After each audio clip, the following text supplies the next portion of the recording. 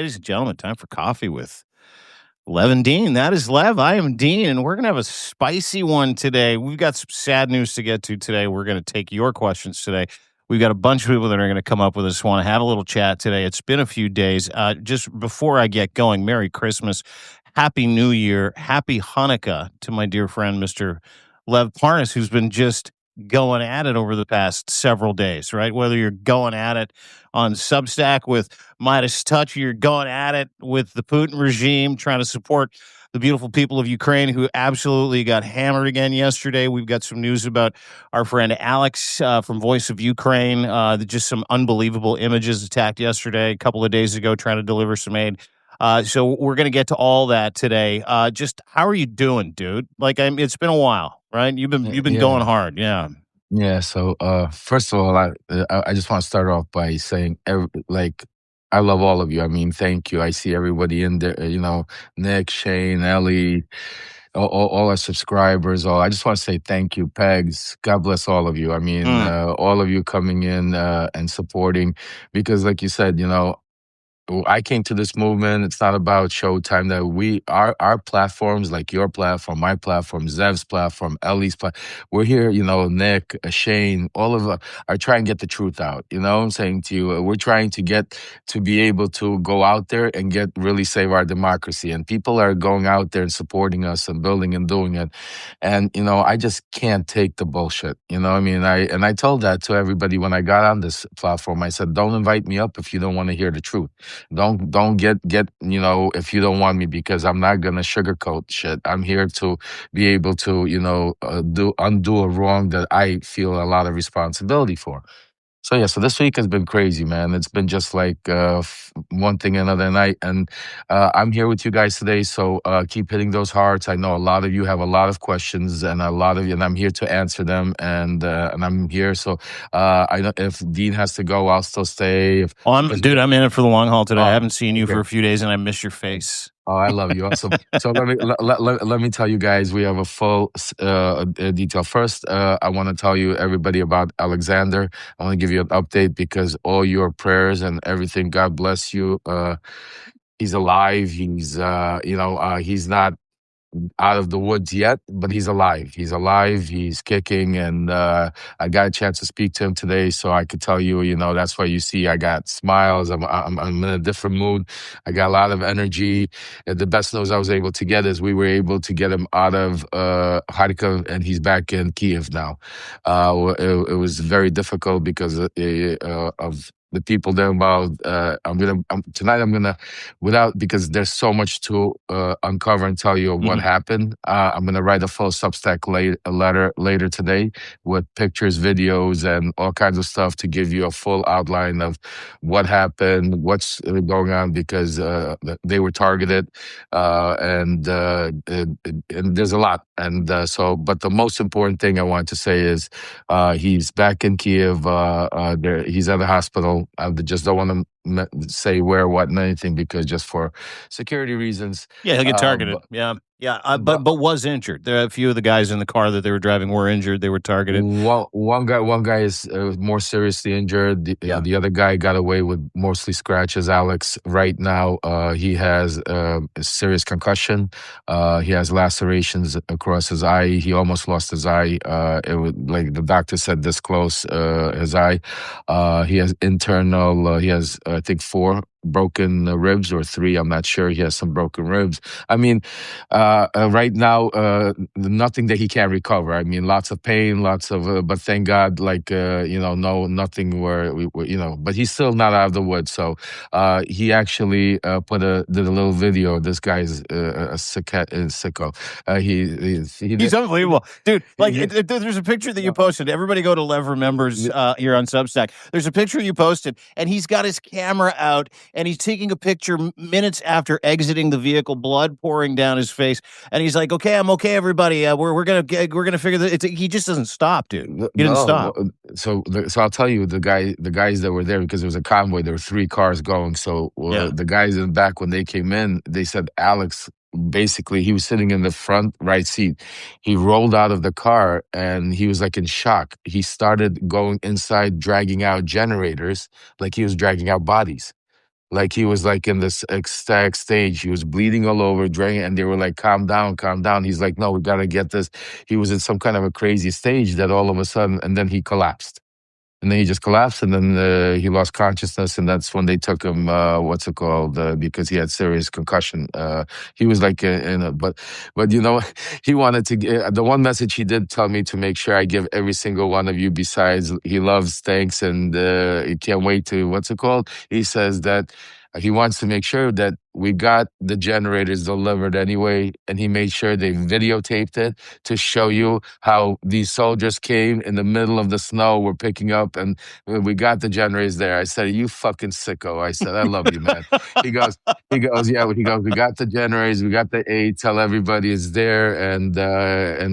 I got. He sent me some incredible videos of just mime. I mean, it's another miracle, folks. I mean, as bad as it was, but it's another miracle, another Hanukkah, Christmas, whatever holiday you celebrate, it's another miracle because the way he explained, first of all, the way the guys in the back explained to me that basically there was a drone that was in the air, and the driver, first of all, it was a major snowstorm. Yeah. Major Yeah, it was a snowstorm. huge blizzard. Like you could see it behind him, even right after they crashed, Blizzard. dude. Yeah, whiteout. Blizzard. Yeah. Like you could blizzard, whiteout. You can't even see where you're going, and all of a sudden he sees a drone. What the driver sees a drone, starts trying to evade the drone. It's almost impossible to evade the drone. The only way they were able to, they said that what saved him, because otherwise the drone would have probably nailed him. What saved him was the driver. They fell into a ravine, and the drone hit like right next to them, and it's just like it's all over. Yeah, like all over Kharkiv. People are saying that, can't believe even like, what's going on. So, Jesus, dude. Guys, he's definitely a badass. I mean, he's my cousin. I love him. The shit that he pulls lately, like, I tell him, I said, look, you got other people that could deliver this stuff, because, he went right. I mean, he was right on the front line. I mean, when you see some of those pictures and videos he sent me, where they got it and who he delivered it to, Slava Ukraine guys. I mean, we are. I'm telling you, forget what Trump and all of them and Putin think they're up to. The people there have so much heart. I mean, Alexander's just one example of so many Ukrainians out there that are with the Canadian support, with the American support, with the worldwide support, they're going to kick Russia's ass. Oh yeah. And that's we could lead into what's going on now in Ukraine. I mean, just think about Putin unleashed today. So Alex says to me, he goes, I left. They were bombing us in Kherson and Kharkiv, where he was in the Donetsk area. He goes, that's why they got me out of there quickly. We got to Kiev, because he was like ran the front line and the medics, So he goes, and now I get to Kiev. He goes, and they lit us up. He goes, you don't understand what happened in Kiev yesterday. He goes, the city of Kiev was on fire, and think about it. So you have Putin doing this right now. Zelensky's supposed to meet, which I broke that story a couple of days ago. Tomorrow, literally, they're meeting at Mar-a-Lago. Yeah, he's having him come to Mar-a-Lago. Yeah, Zelensky actually, I don't know if you know this, he's making a pit stop in Canada on his way to Mar-a-Lago. Yeah, that was an interesting story too. So welcome to Coffee and Dean, by the way. Everybody get your questions in. You can chat in the paid subs. This is all about you. We're going to have some people on in just a minute. But to your point, after 500 Shahed drones, 40 missiles, hammering Kyiv all night long. City's been plunged into darkness, mostly infrastructure and civilian casualties. Targets were hit again yesterday. Zelensky rearranges his meeting. And what he does is he's like, yeah, I'm going to go to Mar-a-Lago. I'll come have a chat with you, young man. But I'm going to stop in Canada first. And Prime Minister Carney cleared his schedule today. He's on his way to meet in Halifax. I believe they're going to get together in about an hour and a half. And he has a multilateral meeting set up with the Coalition of the Willing before he actually heads to Mar-a-Lago to armor him up, to suit him up, to say, this is what we will do, this is what we will not do. And we, as Canadians and as a country and as the Coalition of the Willing, are fucking lock step with you, brother. You go down there, you assert your power, you assert the peaceful nature of the people of Ukraine. You tell them we're not giving you jack shit. You cannot have Zaporizhzhia for your fucking Bitcoin dreams. You cannot have Donetsk. You cannot have fucking Crimea. You go in there with your balls out, and you go in there with your chest out, and you tell them we are right here with Vladimir Zelensky. And I got that from the folks in Carney's orbit today. So that's literally happening in the next hour, my man. Folks, that's some breaking news right there. That's why you make sure you follow this monster over here of Dean Blundell. That's some incredible stuff. No, I'll tell you this much from, I actually wrote an article about, I think yesterday. My days are so confused already. But yeah, no, so this meeting they're having in Mar-a-Lago, and I think me and Shane are going to do so. So, folks, Shane is also going to come up later. We're going to have lots of people. Nick is here. But Shane has been doing some important reporting on Kushner, and we're going to do a live maybe either tomorrow during the meeting or after or Monday following up. But I just want to let you guys know this was all theatrics. The reason why Zelensky's in Canada is because Canada, Europe, Ukraine, they know. See, the media is not telling you what the game, but I told you. There is no peace deal. There is no 2021. What Zelensky is doing, this is all theatrics. Zelensky could turn around and say, I will give you up Zaporizhzhia. And you know what? Putin's still not going to take it. Because at the end of the day, Putin is using Trump, as I've been explaining to you. He needs America in it. The whole world wants America out of it.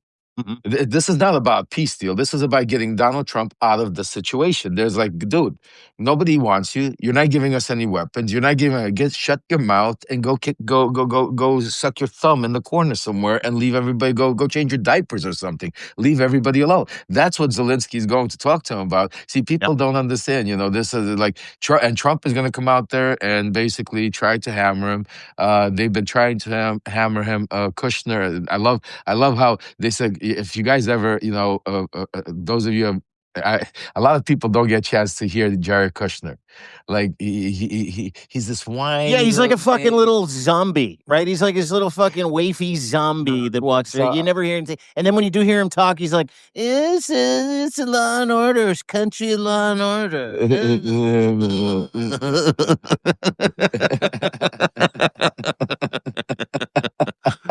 What's his fucking problem? I thought there was something wrong with him when I first saw Jared Kushner. Is he just a henchman? What is he doing?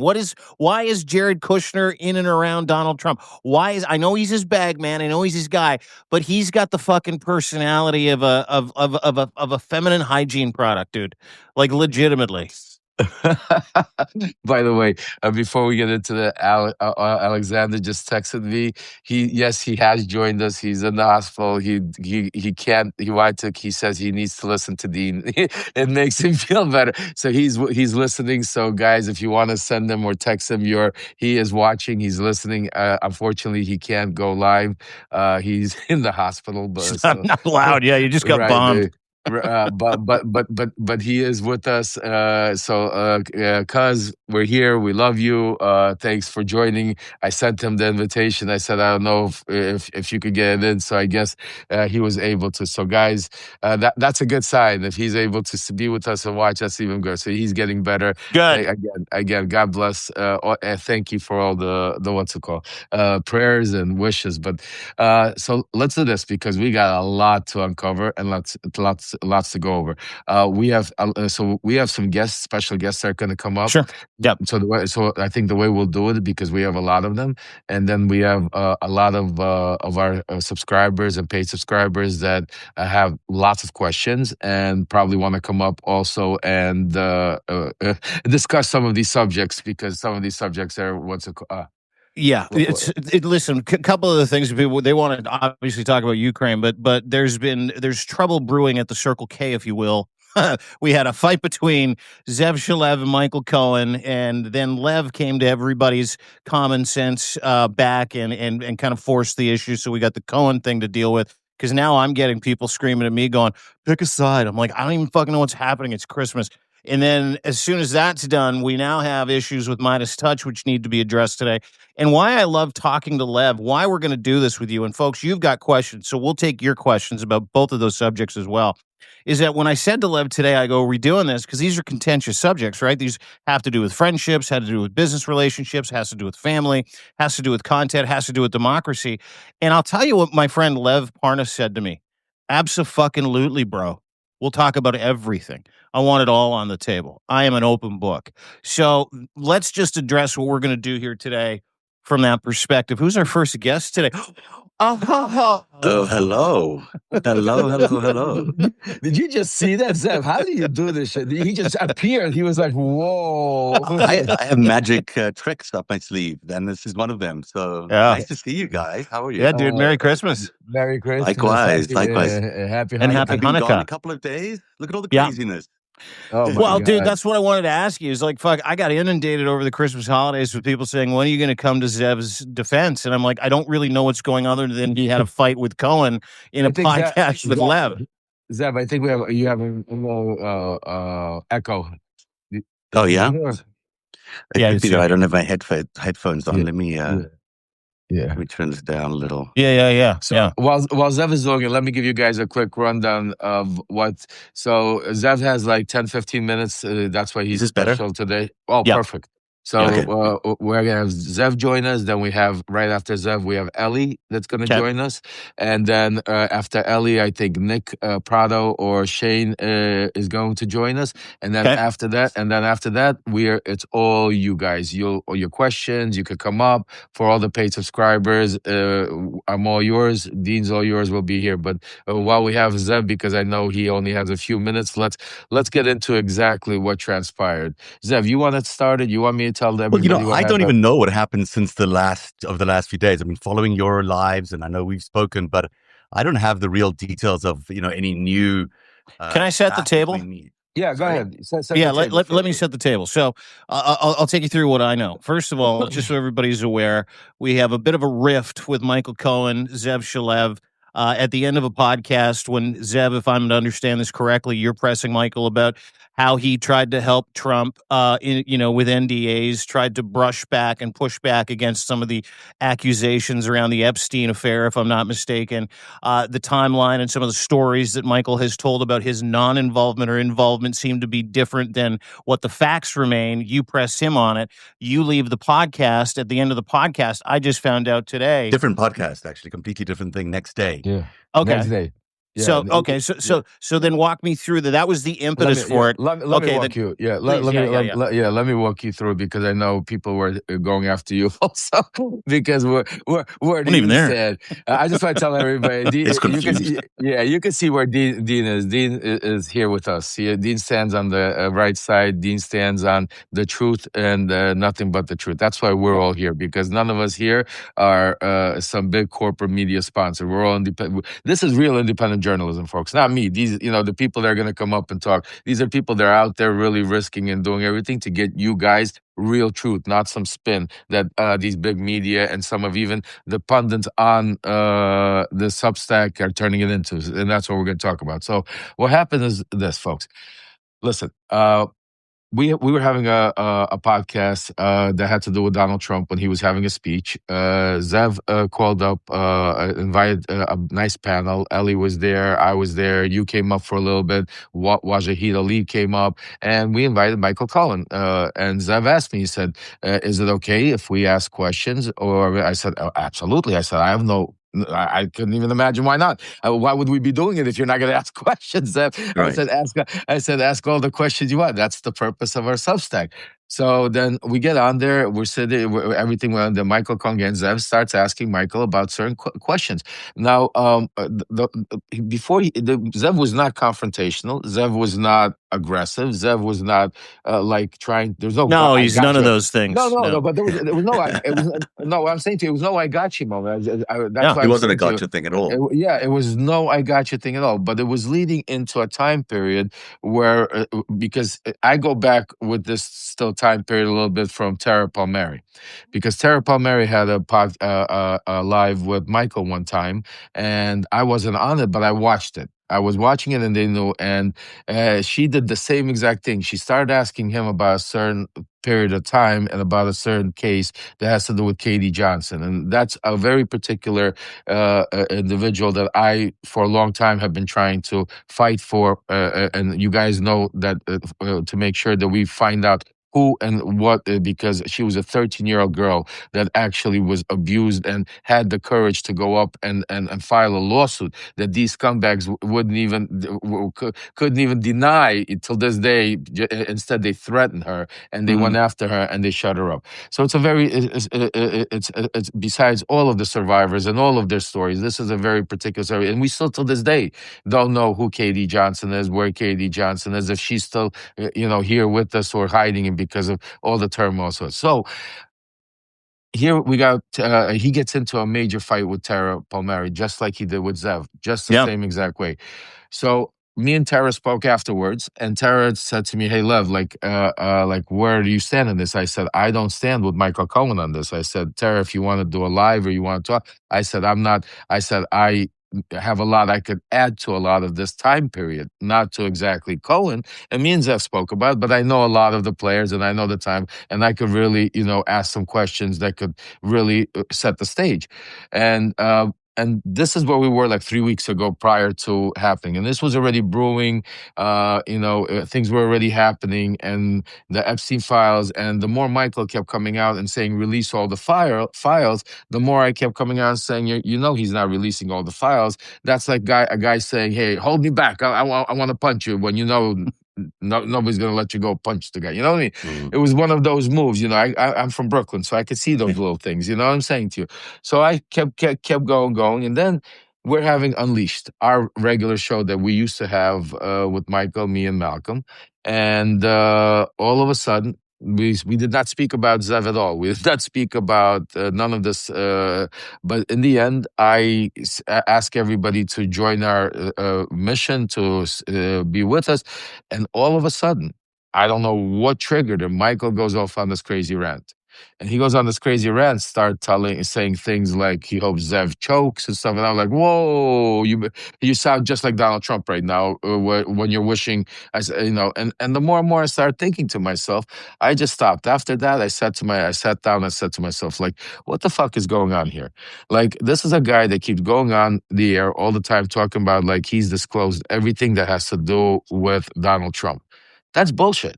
The only thing he's ever discussed that has to do with Donald Trump, and the only thing he writes about, the only thing he talks about, is the Stormy Daniels little part of 14 years he spent with him.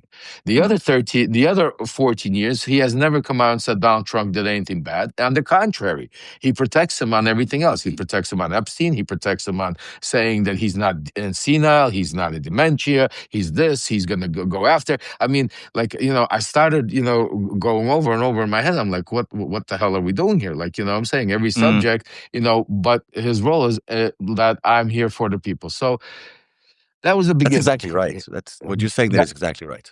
And that's where we were. And so I want to make it very clear, and I hope Michael Cohen sees this, and I hope everybody sees this. This is not personal, Michael. I hope you, and I'm not accusing you of anything. I'm not saying you did something. I didn't say you didn't do something. What I'm saying is you know more, and I know that you know more, and you know that I know that you know more than you are telling people. That's what I'm saying. And now has come a time where it's time that I don't know if you're scared. I don't know if maybe you don't want certain people in your life to find out, maybe because of you're still associated to some of these people. Like, I'll give you a perfect example. Like, when I go at it, and try to expose the Ukrainian Steve Witkoff connection, Michael Cohen covers up for Lem Blavatnik because he tries to be friends. He still covers up for, Witkoff and all these guys because he was friends with all of these people. And so, this is why I say, and that doesn't. Right. And I'm not, again, see, this is why I want Zev there, because I'm not accusing anybody of an sexual crime. What I'm saying is I want the truth out. I want transparency. That's why we're here. If you're going to sit and you're going to tell people to send you money, and you're going to tell people to, support you, and you're going to say, then you need to be transparent. And that's why, that's all I care about. I don't care about, and I say to everybody now, if, hopefully I'm wrong and we're all wrong and Zev is wrong, because I don't want Michael to be some some kind of way. I hope he could come out and say, hey, Zev, this is how, here, Ellie, this is what, here, Tara, this is, hey, Lev, this is what, and we'll say, hey, just like I did for 6 years when I was tormented. Zev investigated me. Yeah, he'll tell you, I never went back every time, and I told Michael the same thing. I said, Michael, why don't you go do a live with Zev and Palma and Tara and sit down and get it out? You have nothing Yeah, to get to the bottom of it. Well, listen, let's if I can too, just kind of give a quick catalyst, and I want to throw it over to Zev. It seems to be sitting around the accusation that Michael Cohen may or may not have been involved in helping make the rape attestation by Katie Johnson go away due to a series of threats. That was the tenor of the conversation for Tara Palmieri, which is why she got into it with Michael. That was, again, something that Michael got very angry about, very animated about with you, Zev, if I'm not mistaken. If we're going to boil it down to a catalyst, that would be it. It was that, and it was also the Maison de L'Amitie, the house in Palm Beach, where there was, clearly, it would be hard to assess this any other way. There was a lot of money laundered from the Russian oligarch Rybolovlev all the way through to Donald Trump through the sale of this house, something like $50 million in unusual profit at a very weird time in the market to be making that kind of profit. So, Michael Cohen admittedly says that he was the person responsible for doing that sale. He knew he was in the middle of the sale. He was the lawyer engaged in doing that sale. Now, if Jeffrey Epstein in his emails is suggesting that was Russian money laundering, then, it should be looked at as Russian money laundering, at least from every other perspective as well. We also have a lot of evidence around this. There's a lot of investigations from the Senate as well, in the Wyden committee, so in the Wyden investigation. So you've got a lot of evidence building up around what happened in this incredible sale of this house that used to be owned by Leslie Wexner. And so that's that to me is actually the bigger, not that they're both massive, but that one to me is the actual crime that can be proven beyond any doubt, because there's actual money that's being flowing through. And I'm not saying that anyone is guilty of a crime. I'm not saying that Michael Cohen is guilty of a crime, but it sure looks like money laundering happened between the Russians. And even in his own book, Michael Cohen says that Donald Trump told him that it was actually Putin who bought that house and sold that house. So he even acknowledges in his own book that it might have been money laundering. So to now step away and say, this is just ordinary real estate, this is just nothing to look at here, doesn't strike me as genuine. And because of that, it makes me want to look at it even more deeply. Like, why is this man who's coming clean, who's got all these, who says that he's helping fight Donald Trump, why is he not telling us the truth about this thing? Because it looks like, if it walks like a duck, it acts like a duck, yada, yada, yada. So what's he hiding? You guys, like, what is Michael, in your estimation, is he hiding? Because it seems like he's got one foot in, absolving himself of a lifetime of working for Donald Trump and trying to save his reputation, if I'm reading the tea leaves correctly. But he's still got his other foot firmly in, there are just certain aspects of criminality I will never fucking talk about. He was his fixer for many years. I don't know how many years. He was his fixer. All these allegations that keep coming up in the Epstein files about, torrid things that Donald Trump allegedly did during his years with Michael Cohen was his fixer. Michael Cohen claims he knows none of those things, but that there are complaints in the FBI files about those things. So if he's his fixer and his lawyer, he should be able to at least say something about what happened during those periods of those years where there's all these credible allegations, I feel like, even though they were not, they didn't lead to a court charge or anything like that, but they were credible allegations. So you have to ask the question. Now, with Katie Johnson, there's a lot of questions around Katie Johnson we just don't know how to answer, but he claims that he was involved in a case called the Jane Doe case. But the Jane Doe case is actually the Katie Johnson case refiled in New York by Lisa Bloom as the same case, but just filed under an anonymous name.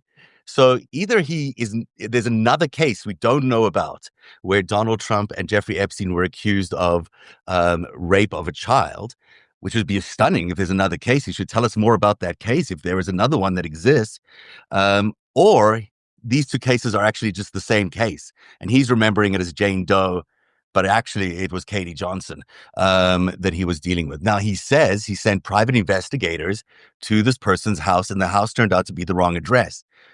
Well, why are you sending private investigators to someone's house who is accusing somebody of raping A child. a child? Yeah.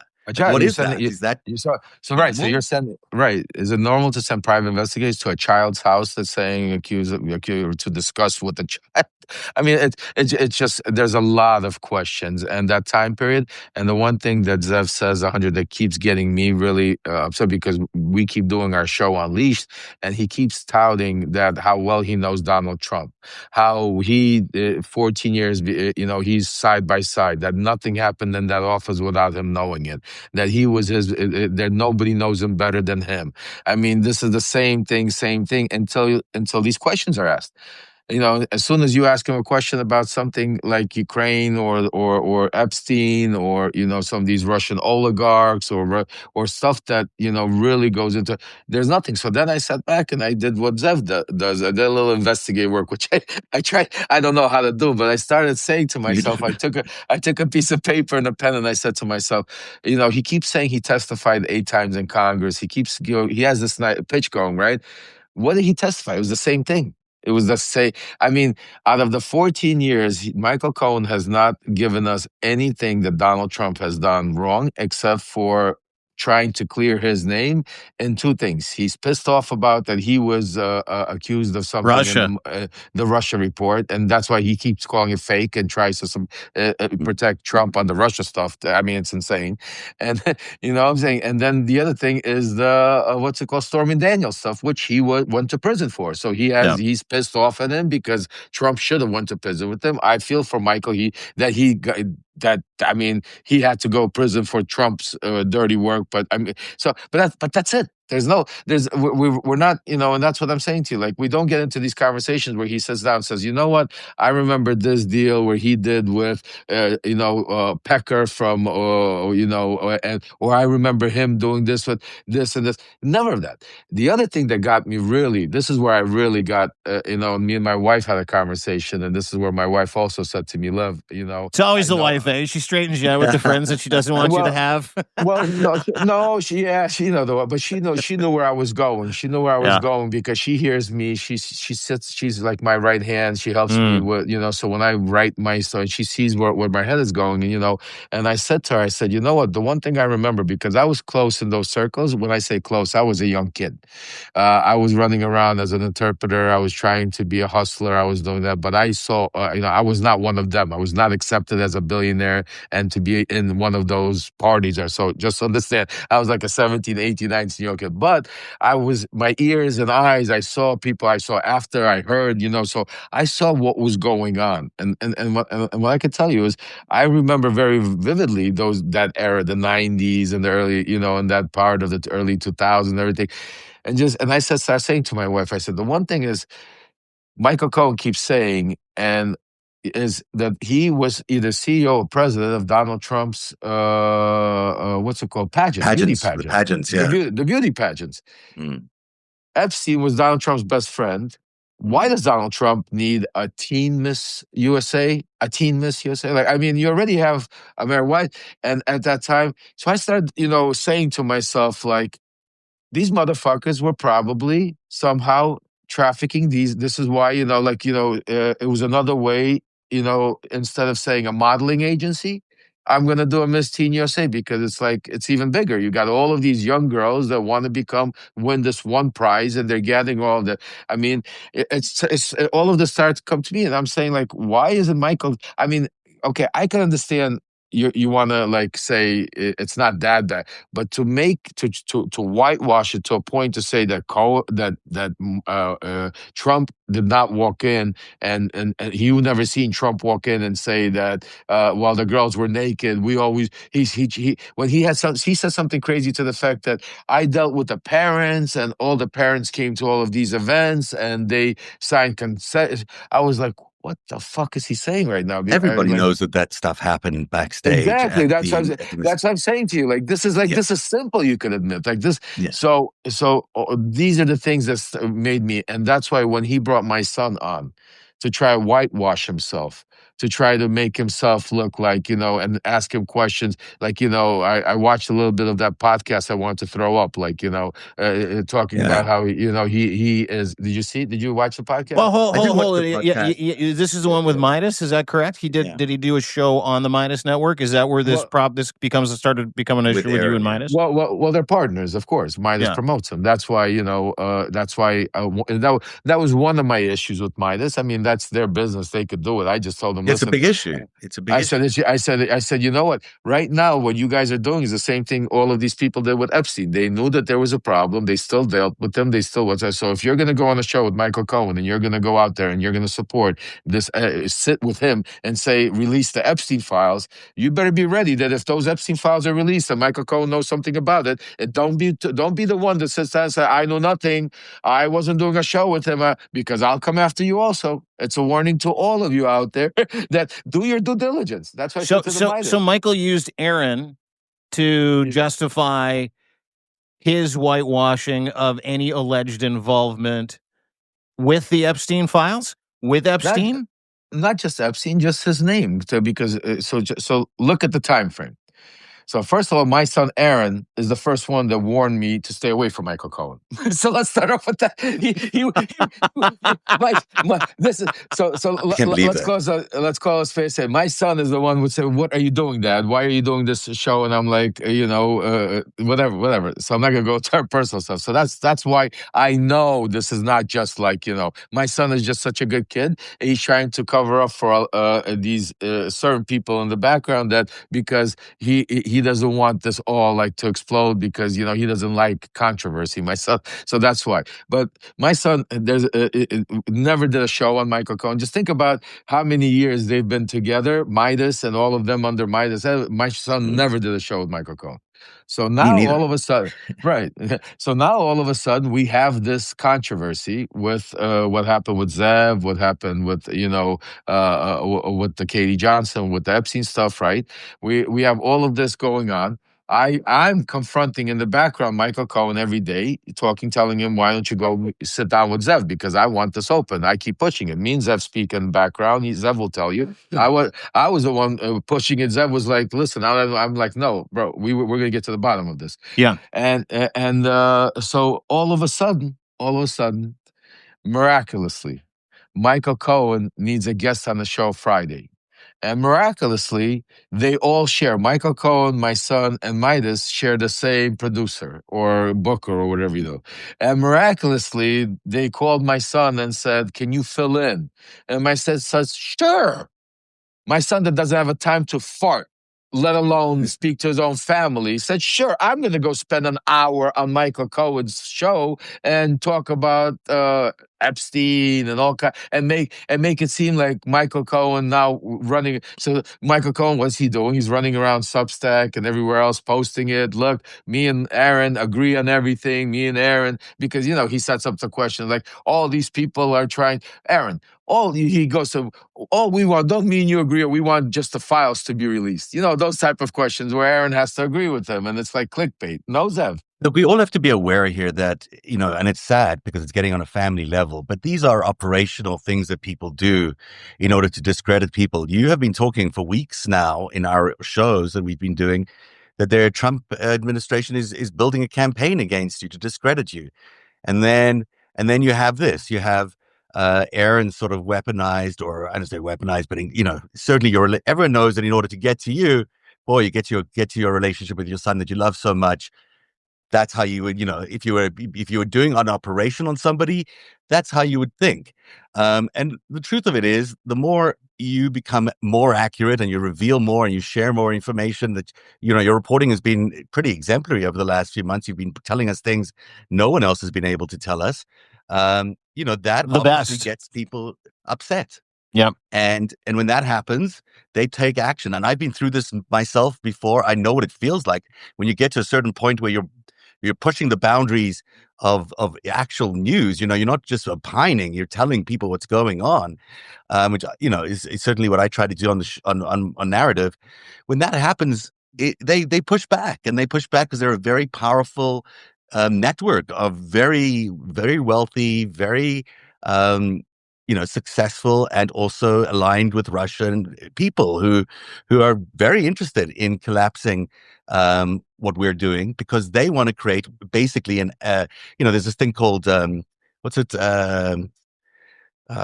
when you create a opposition, an active opposition against you. There's a term in Russian, it's Right. espionage craft. Оппозиция. Anyhow, but it's basically the idea is that you set up set up your own opposition to your own self. So I'm not saying that anybody is involved in this, but there are obviously groups within the left who are also funded by malign influence and are also trying to shape the narrative from the left as much as they are from the right. And so there are very few actual independent people out there, actually, when you look at it. And oftentimes independent people are not given the limelight, are often shunned, are often put into the background, because that's just the way they like it. These guys have got power to create a network that is fully it blew up. My narrative predates MTN by years. They basically borrowed the idea from me, but good for them for iterating things. But I do find it kind of challenging to see how they've grown to the millions and millions of viewers they have, where I get shadow banned everywhere and I can't get up above a certain number. I mean, that doesn't always add up, and maybe they're much better at what they do than I am. That's okay. But all I'm saying is, in all these years, I've never been invited onto the Meidas Network, not once at all. And I have covered stories that you think would be right there in their ballpark for all these years. And that's why Zev, and I'm sorry to interrupt you, my brother, but that is why I had my issue with Meidas. They're separate issues. Michael Cohen and Meidas for two. You're 100% right. And with Meidas, and I spoke to Ben, and I said you became a product of your own, what you built against you when you started independent journalism. Because I remember the brothers when they started out, when they had nothing, when they had 100,000 subscribers on X back then, when they were nobody, when they were just starting out and they were just trolling Donald Trump. I was one of their biggest. If you take a look at all their interviews, I guarantee you, I'm the biggest draw of all their interviews. They made. I would say people like you and Cohen, to a lesser extent, guys like you made that MeidasTouch Network, because that was when they exploded. Is when they grabbed you and started exploiting your stories, your content, your information. You started to address it. I didn't know that they existed until you came to the forefront, until you decided to start blowing the whistle, dude. Right, except for the difference between me and Cohen. With Cohen, they were partners. So with Cohen, they're partners. That's why they promote him everywhere. And that's why I said, I mean, I'm transparent. It is what it is. Everybody got to be transparent. I'm not partners with anybody. I'm not about the dollars. Partners. Can I actually add something here that I think is important that everyone understands? There is an actual connection between Michael Cohen and Victor Vekselberg and a company where he received $500,000, I think, in consulting fees in 2016 to backdoor stuff to Donald Trump. A lot of money by any stretch of the imagination. I mean, you can call it consulting, which is what they called it, or you can call it something else, but I'll call it consulting because that's what they said it was. That same Vekselberg guy, it's through Intrasa, his company that his cousin runs in called Renovo in the United States, but still Vekselberg. Vekselberg is also connected, by the way, to Ehud Barak, also connected, by the way, to Jeffrey Epstein, also connected, by the way, to Peter Thiel. So, but the funny part is you don't see Vekselberg's name in the Epstein files. You don't see any Russian oligarch name in the Epstein files. You don't see Russian mention in the Epstein files. That's another part of the story. You do see him in the Ehud Barak emails. You do see him there. But you do, exactly. And listen, we're going to see. I mean, we're with great investigators like Zev and Ellie and others out there. We're going to get to the bottom of it. The problem is that is why what we are doing pushing. So I do want to say this because Zev doesn't have a lot of time, and I don't like to also talk about somebody we're not here. We're going to give Michael Cohen an opportunity and to come and discuss all of this. Yeah, I got to tell you guys, boys, I am fascinated by the story, because what it sounds to me like is that Michael would really appreciate an opportunity to, get on a Substack Live with us, and for us to say, hey, listen, we don't go behind your back. We don't tell you who you can talk to. We don't say we're going to destroy you. We're just here to get to the bottom of the story. And what is that story? What was your involvement? Is there something that you want to tell us? Is there something you want to absolve yourself of? To your point, which you said at the start of this whole thing, Lev, which I thought was fucking brilliant, which is why Zev and I, we talk about you behind your back, and it's always good. Why we love working with you, because you always, like, you mean what you say. You don't double speak. You put it on fucking Front Street, even with Ben from MeidasTouch, and I happen to think they do a good job. You're like, hey, I want to talk to you. And Ben's like, I'm there. And you guys hash it out. You put it all on fucking Front Street, right? So it sounds like if Michael Cohen's a man of his word, I have no reason to assume he's not at this point, other than the fact that it would be really nice if he could help the world connect some dots, because there's some victims out there that would appreciate the help. And there's some information out there that he might have that needs to be shed light on. And if he wants to have that moment with us, we don't judge. We're more than welcome into every single person that wants to tell the truth, so that victims can live a free and happy and hopeful life, so that America can stop being fucking defrauded. What's that? Let's go to the Midas Network as well. Absolutely. Happy to do it on the Midas Network with the Midas guys. Well, let me stop you guys and tell you what we are going to do, because that's why we're here, because I want to give everybody an announcement. We are. I've spoken also to Tara. I'm sure Ellie's going to come up. We'll see if she wants to join the panel. We are going to put together a panel, and we are going to have the MeidasTouch hosted with Michael Cohen and Ben, and they're welcome to come there also. Anybody wants to come, we're going to have a panel, and it's going to be live in front of Substack. No fault. And I told, and I say, I want to repeat again, for everyone that sends me a message or sends me and tells me that I should not do this in public, that I should call, we should hash this out behind the scenes. You don't know me. I don't do that. I don't have secrets. That's why I have. You want to talk? We're not going to go behind the scenes. We're going to hash it out right here, because there's nothing to hide. Right here in front of each and every one of you. That's why you support us. That's why this is real independent journalism. We're not going to give you another CNN. That's why I told Ben. I said, Ben, I love you, but you've become another CNN. That's all I said. What Acosta? You guys, look, I don't want to sit here and bash Acosta and all these people, but look, but just think about it. I break news. I get a breaking news all of a sudden. I'll give you an example of how things happen and why I get so pissed off. Like Zev, which Zev is 100%. I feel him because I understand, because I'm not even a journalist. I get this from people that are risking their life. So I'll get one of my sources. They'll call me up and say, yo, this is going on, blah, blah, blah, blah, blah. I'm sitting this right now thinking, okay, how do I maximize to make sure that we get the news out quickly? Yes, I could go live, and that's what will happen. But I start thinking, who can I call and go live with me to maximize the attention, right? To get breaking news out. So who the people I start texting are Ben Meidas, Acosta, Katie Fang, and the list goes on. And nobody fucking responds. and you know how I get the responses I get from people are like, I'm booked this week, or let's do something 2 weeks from now. I'm like, 2 weeks from now, I'm not. What, you're gonna promote my book 2 weeks? It's from fucking now? Breaking news. It's not 2 weeks from now. I'm giving you, and again, listen. I don't need to go on your show. I don't need to go. Listen, I don't need to go on your show. I don't need the irony, but break the news. What pisses me off is like this whole thing. Another thing that got to me really, what's it called? Who somebody said, listen to your son. Listen to my son. What do you mean by that? Who is that there that made that comment? What did my son say? Did you see that? Please. Yeah, because I didn't see it. I don't know what's in reference to. Maybe they'll follow up. I'll have a peek here right now. Yeah, because a lot of people are trying to play this game like, like this has something to do with my son. This has nothing to do with my son, so keep my son's name out of it. Don't bring my son in. My son is being used by them to go out there to tell me it's your whole fucking issue. Yes. Correct. This is the issue. So don't get involved. I love my son. Me and my son will handle everything. The one thing I will tell you that we will do behind the scenes, not in front of you, is me and my son. That I promise you. So do not worry about. So stop asking and saying, "And I love my son more than anything."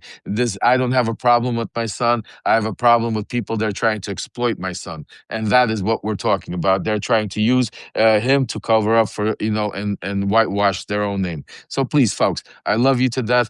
We all have kids. Leave my son out of everybody's mouth. Let's move on. We're talking about breaking news. My son is not breaking. It has nothing to do with this. My son was used to go on a podcast podcast, then you go, if you want to, you could go listen. It's boring, it's stupid, but the one thing, if you take a look out of it, that you'll get out of it. No, I texted my son also. I said that was the most boring and most podcast Really? but yeah. I love you so much.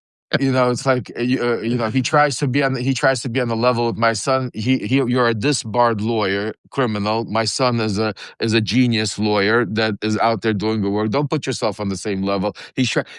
I see, my son didn't see it, but I watched through that hour. I see the clips that Michael Cohen wants to use to be able to put out, to try to use that. Oh, Aaron Parnas agrees, Meidas agrees. Like to be able to fight what Zev and us and everybody's talking. So don't play the game.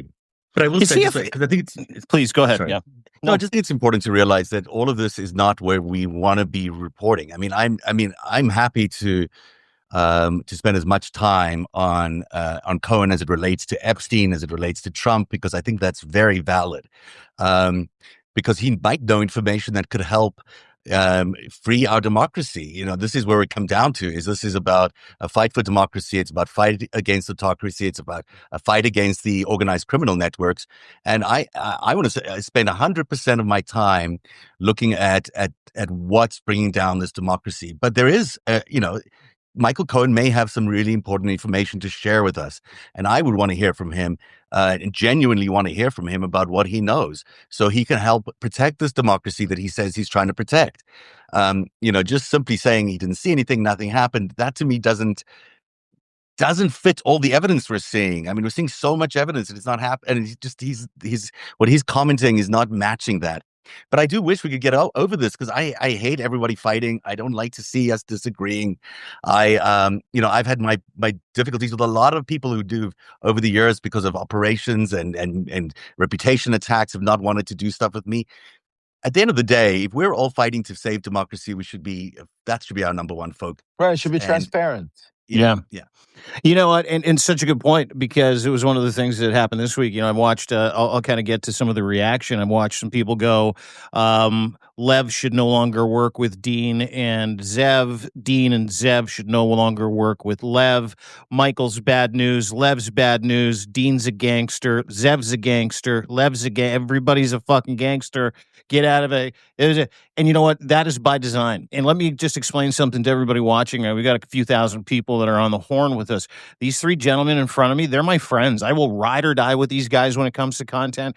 They have never lied to me. They have never let me down. They have always shown up. They have never, ever tried to double cross me. They have never sewered me, and they don't do that to people. So when we're talking about a gentleman who's not on this show, and he should be, Michael should be on this show. That's stuff that he's engaged with. We're talking about that, and we shouldn't be, because it distracts us from the job at hand. And the job at hand is saving democracy. The job at hand is affirming and informing you that you're not crazy, that we have a job to do to save democracy, and there are always going to be double agents when it comes to content in this space. I watched some people that you and I have had, Zev, on the show in the past from the Radicalized Pod, go after us here on Substack. No idea why. That's from the extreme left, to your point.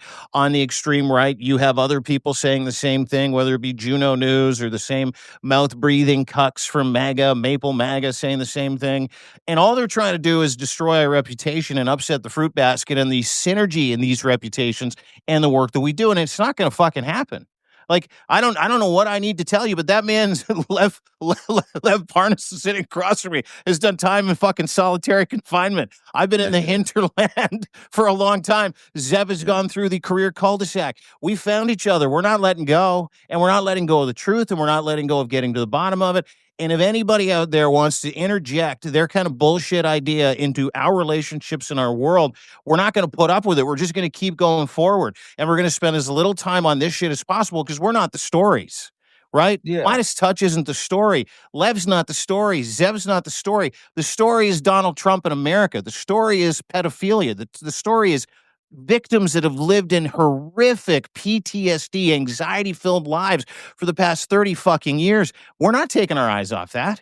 And we're going to keep going forward. And I just need to say that before you leave, Zev. I want everybody to know that these three gentlemen on this call, we're fucking lockstep. And that's not going to change, for democracy, for the truth, for the right thing. Absolutely. And before Zev goes, I want everybody out there, make sure go hit that Chiron. Make sure everybody goes follow Zev and Dean, cross-pollinate, build a community. Now, what I mean, one of the things I just want to say, and I never do this, and I talk about with people, but it was a comment that Michael Cohen made to me that really got me really going. When I said to him, why don't you respond to Zev? You know what he said to me? He said, he only has 17,000 subscribers. Who the fuck is he? Yeah.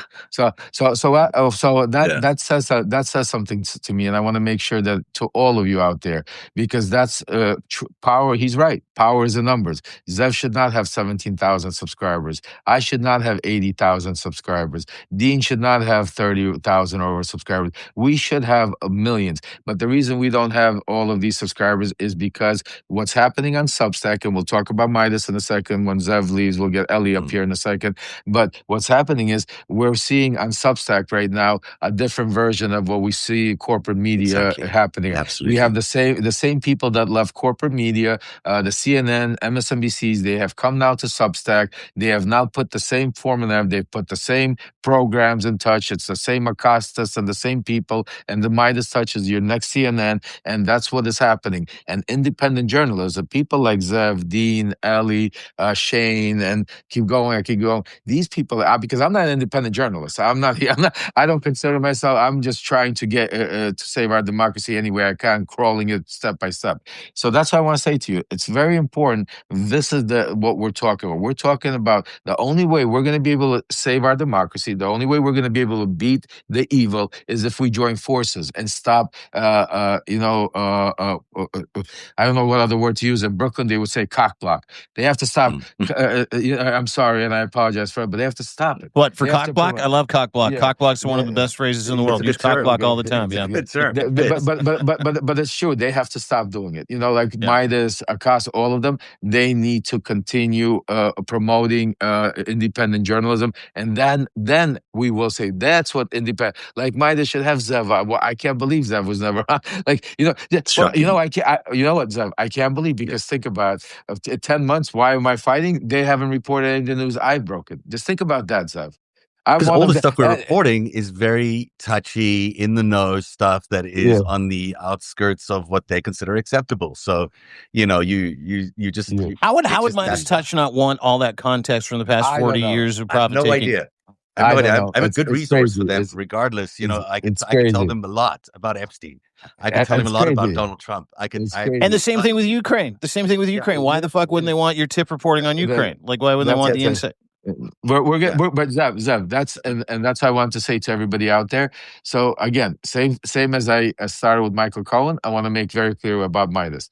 We are not bashing Meidas. I'm not here to bash Meidas. I'm not here to get to try to go after them or insult them. The things I'm saying to you, I said the same thing to Ben in his face. I will say I don't go behind the back. I think that Meidas needs to fix some things, and I think they could be great. I think they're great. They've built an incredible, great platform. But I think sometimes, and this just happens in life, I've seen it all the time. We sometimes start off trying to beat something, and then we become, over time, not realizing that same product of that same environment we try to change. And that's what I think is happening with a lot of it. And that's what I want to change. But Zev, I love you, brother. Please, everybody go subscribe. We're going to continue, Dean. I just want to bring Ellie up because Zev has to run. Thanks, guys. You, brother. Dude, Merry Christmas. Happy New Year. Really nice to see your beautiful smiling face. We'll see you Monday. Nice to see yours. And I'm so glad Olex is okay. And thank God. And that's just great news. I think everyone's just thrilled to hear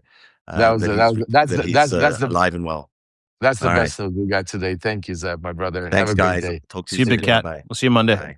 All right. There you go, Zev, at the end of his Christmas vacation, coming to us from parts unknown. He wouldn't even tell me where he was. I'm like, where are you going? He goes, none of your business.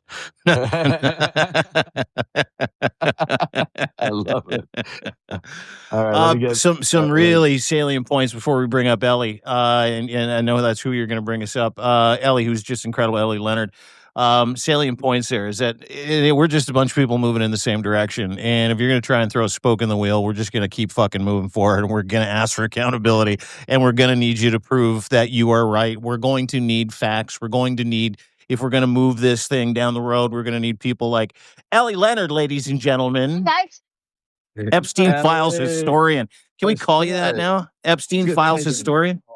I was going to say not. that. No, I was going to say beyond historian. I mean, incredible.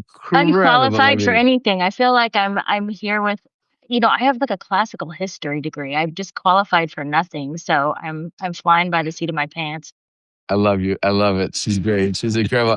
When I saw some of her work and we caught up and I started going in and reading and looking the stuff and watching, I mean, incredible. And that's why I said, I was looking through my messages saying, I need to find Ellie. How do I get in touch with Ellie? I was like, I need to, and then I'm seeing I saw, oh my God, she sent me a happy I didn't even see it. Yeah. Right. I was like, oh my God, Ellie. I know. So we are I get the Substack messages are so hard because it's hard to see anything in there just because they go so fast. So everything is just Substack is, but it's getting better. They're trying, and we'll fix it. One thing before we get started, I wanted to just respond to somebody. I saw somebody wrote in there about please be careful your mental health and everything. I want to be very clear to everybody. I appreciate it and I love each and every one of you and I agree with you. Mental health is very important. We have to be very, especially times like this. But I am totally fine. I've never felt better in my life. The fact that, and we'll discuss it, the fact that part of the campaign to try to discredit me was instead of confront me was to put out a mass email to everybody saying that there's something wrong with me. And who did that? That was. I'm hearing it was Brett Meidas. I'm not sure if it was Brett or if it was somebody. Ben said he had no ideas, and I give him the benefit of the doubt that he didn't know who responded. But the fact that just a recap, like people were sending them notes saying, "Hey guys, what's going on with you and Lev? Why don't you credit his reporting, et cetera, et cetera? Why are you using his son, all that other shit?" And their response in this email, and you've sent it to me, I've seen it, which was. And I sent you a note the next day. I'm like, I still can't believe they sent this out.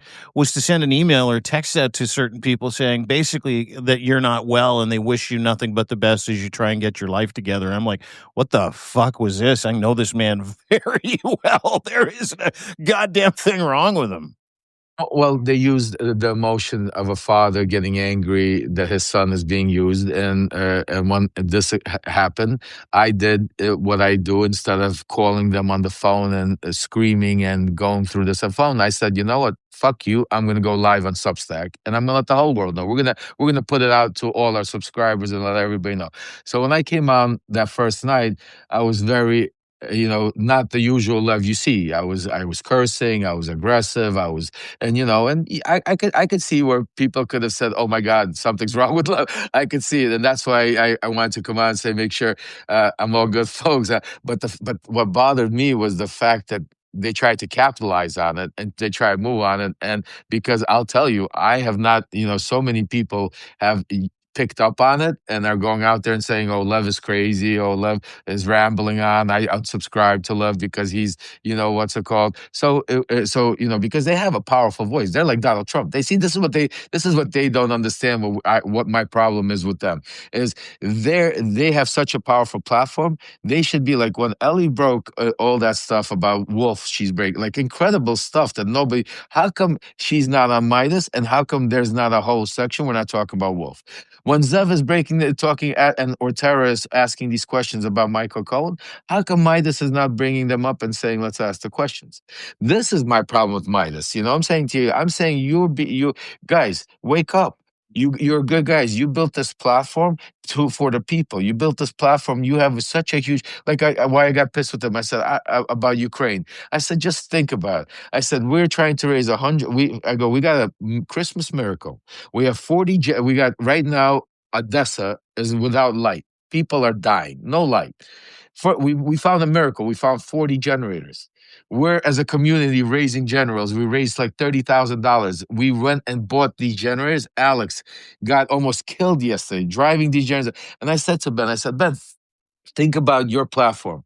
If you would have went on one time with me and said, hey, folks, we need to get Ukraine generators, we could have lit up the whole fucking Ukraine with all your subscribers. We could have raised $1 million and bought as many generators or done whatever we can and made a real difference instead of having my Alex drive around in a truck with 3 generators to try to deliver. I said, did you not see the Christmas miracle that when that preacher stood there and said, what's it called, that our church got blown up? up. We had no money. We did not even know how we're going to get a generator. But what we did is we went, I still cry till this day.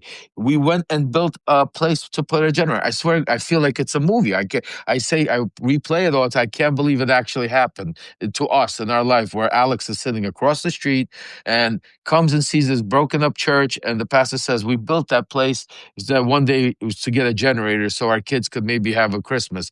And Alex goes in his car and brings out a generator that you folks help support. So that's my problem with Midas. They could use their platform for so much more. And I don't care about, you want to clickbait, you want, people say you got to, that's business. You know what I'm saying to you? They got, you want to do, but don't destroy the little guys. Don't make it so, like us, we don't have paywalls. Or you guys have paywalls all over the place. And that's why people can't go support you and then support Ellie and then support me and then support somebody else, because it gets too expensive. Like I don't want, like I said to Ben, I said, we do Ukraine. I don't want one fucking paywall on any of my information. Whatever we do, I don't want paywalls. I said, I'm not there to try to just to capitalize and make as much money. I said, I'm here. I want the information out. I said, you know what? God's good. Believe me, once we save our democracy, once we get Putin out of office, once we get Trump out of office, I said, believe me, God will show me a way how to monetize. I've made money my whole life. I don't give a fuck. I'll be good. Trust me. You know what I'm saying to you? I'm not here for the monetization. I'm here to, yes, do I need it to be able to support my family? I'd never lie to you. Absolutely. Each and every one of you paid subscribers, make sure that Ellie, me, Dean, we could go pay our bills, subscribe, because right now, this is what our life is. This is what our job is. We don't have, corporate media sponsors. We don't have billionaires.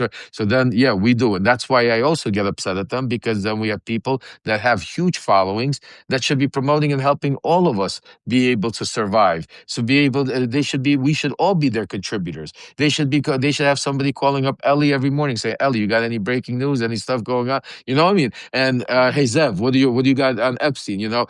That is independent journalism. That is the fact that we see CNN say, "Oh, breaking news! Trump has done a 180 and he's going after Putin," and then you turn on Substack and every single one of them is saying the same thing.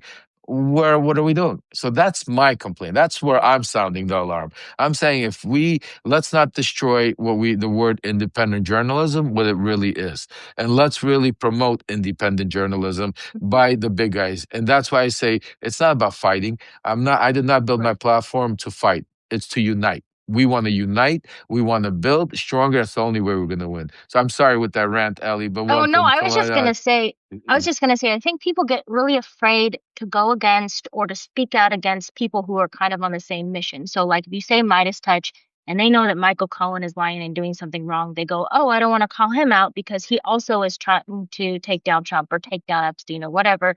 And you have to be able to be willing to be called out in order to make a bigger statement, because we are now in a time where we have to be accurate and we have to be truthful and we have to get it right, because if we don't get it right, then we completely lose our credibility. So like if somebody lands in my DMs and says, hey, you got this piece wrong in your last article, whatever, I'm going to go look at it and I'm going to make sure that either I did get it right or that I do get it right, because we don't have backing, so we have to be accurate and credible. And so I think people need to stop being afraid of calling people out, whether it's in private or whether it's in public, but like say something so that we can be a team and we can work together, because we're going to be way stronger together than we are all separated and upset and all this stuff. And I think it's totally possible, but like somebody like a Michael Cohen needs to, I was saying in the chat, like the first step of recovery is admitting that you've got a problem, right? Like I'm an alcoholic. Yeah. Right. He will be so much better off and safer and more productive and, bigger when he admits the things that he's done and he can move forward and like do the things that he wants to do, that he's trying to do. But right now he's so afraid and like covering himself and protecting himself that he's like spinning his wheels and he's getting people mad at him and there's no trust. Like I don't trust him either. I was in that meeting with you guys. I don't know if you saw how uncomfortable I was. I've got a lot of I watched your face a little bit during that, and I can tell you that there's one thing I know about my friend Ellie Leonard, not a fan of confrontation. No, I am not a born journalist. I am not gonna I was just like, I was having these flashbacks of like watching my parents argue and getting all weird and performative and like dancing into the room and like telling jokes and trying to fix it. I'm not good at that. And so I'm sitting there and I'm listening, and I went into that open because, okay, let me backtrack a little. So I've never met Michael Cohen. The only interaction I've ever had with him was I had spoken up because in the proffer with Ghislaine Maxwell and Todd Blanche, she had said the name of a Jane Doe and it had not been redacted. And this was not a public Jane Doe. And so I had been talking about that. I'd been trying to like get the word out without saying the name of this woman, that a name of a Jane Doe had been exposed. And so I was watching one of his lives, and when I was in the chat, I wasn't even saying anything. People started mentioning this thing that I had been bringing up. And he thought that I had been talking about Katie Johnson, which I wasn't. But that's who he thought I was talking about. And he started getting really upset and bringing up my name and getting very defensive. And meanwhile, I'm not saying anything in the chat. I'm just there. And I remember thinking, like, that is wild. Like, why is he so upset? Why is he so defensive? Like, he's never met me. And then, we got off the chat, and I kind of just like, well, maybe he'll forget about this and forget who I am. And I think he did. And then I ended up in this panel, last minute, and I was like, oh, it's Michael Cohen. And I don't think and I was like, it's like 10:30 at night. And he goes, oh, Ellie. And I was like, hi, Michael Cohen. And then this whole thing happened with the Katie Johnson thing again. And I just thought, that's twice. There's something very uncomfortable there. And then the thing that stuck with me that he said was, in all the years, 14 years that he worked with Donald Trump, he never heard the name of Epstein once. And that's impossible. That's impossible. Like I can't wrap my head around that could ever be true. Thank you. And that was a thing where I went, hold on, we're not there yet. And so and that's a nice way to say we're not there yet. And Zev was so level-headed. I'm just like, oh, okay, so he's so much better at me than this. And so I'm like messaging him like offline. I'm like texting him, and I'm texting Nick like, what's going on? And then I was like, Zev, go, keep going. But meanwhile, I'm just like shriveling into like this little hole and trying to disappear. But I'm glad I was there for it. I just, I also know my strengths and what are not. So can I ask you a question? Let me ask you a question. You've obviously been through every single one of the Epstein files, pictures, emails. You're one of the very few people on this planet that has. We've got Lev Parnas with intimate knowledge sitting across from us, from the people, from 20, 30 years of knowing each individual actor. And he's asking for transparency. You're listening to Michael Cohen kind of dance around Zev's questioning about whether Jane Doe is Katie Johnson. Did you read anything over the past, couple of months, specifically in the latest, last two tranches that we've seen, where you're like, okay, Michael Cohen is definitely, he definitely needs a timeout, and Michael Cohen definitely needs a come to Jesus moment, because there is no way he doesn't know anything about this? I think no, and I haven't come across his name at all. But I also think in those first couple batches, it was going to be to take down anybody who couldn't take down Trump. You know what I mean? Like, so he's not, even though Trump and Cohen are on the outs, Cohen knows a lot about Donald Trump, and he's not going to he's not going to mess with him, because he knows he's if he provides us with documents that has Michael Cohen in him, then that opens up Michael Cohen to unleash everything he knows about Donald Trump. And so I think he's probably being a little bit careful with that. So the first batch is, now we have this last batch that's 30,000. I've gotten through 4,800 pages of it. There are 30,000 pages of it. So I've still got a ways to go. Let's fucking go. Every night.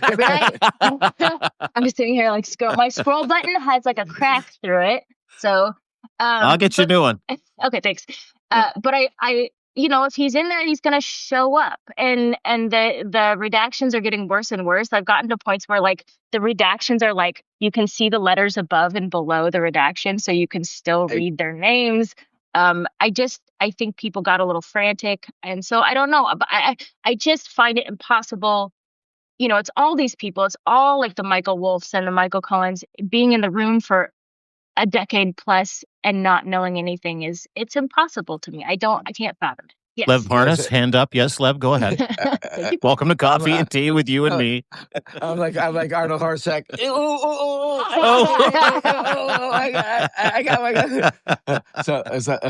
So let me help you guys, because Michael Cohen was definitely in the records, and we've already seen it, but we just skimmed through because Michael Cohen is a genius how he manipulates everything.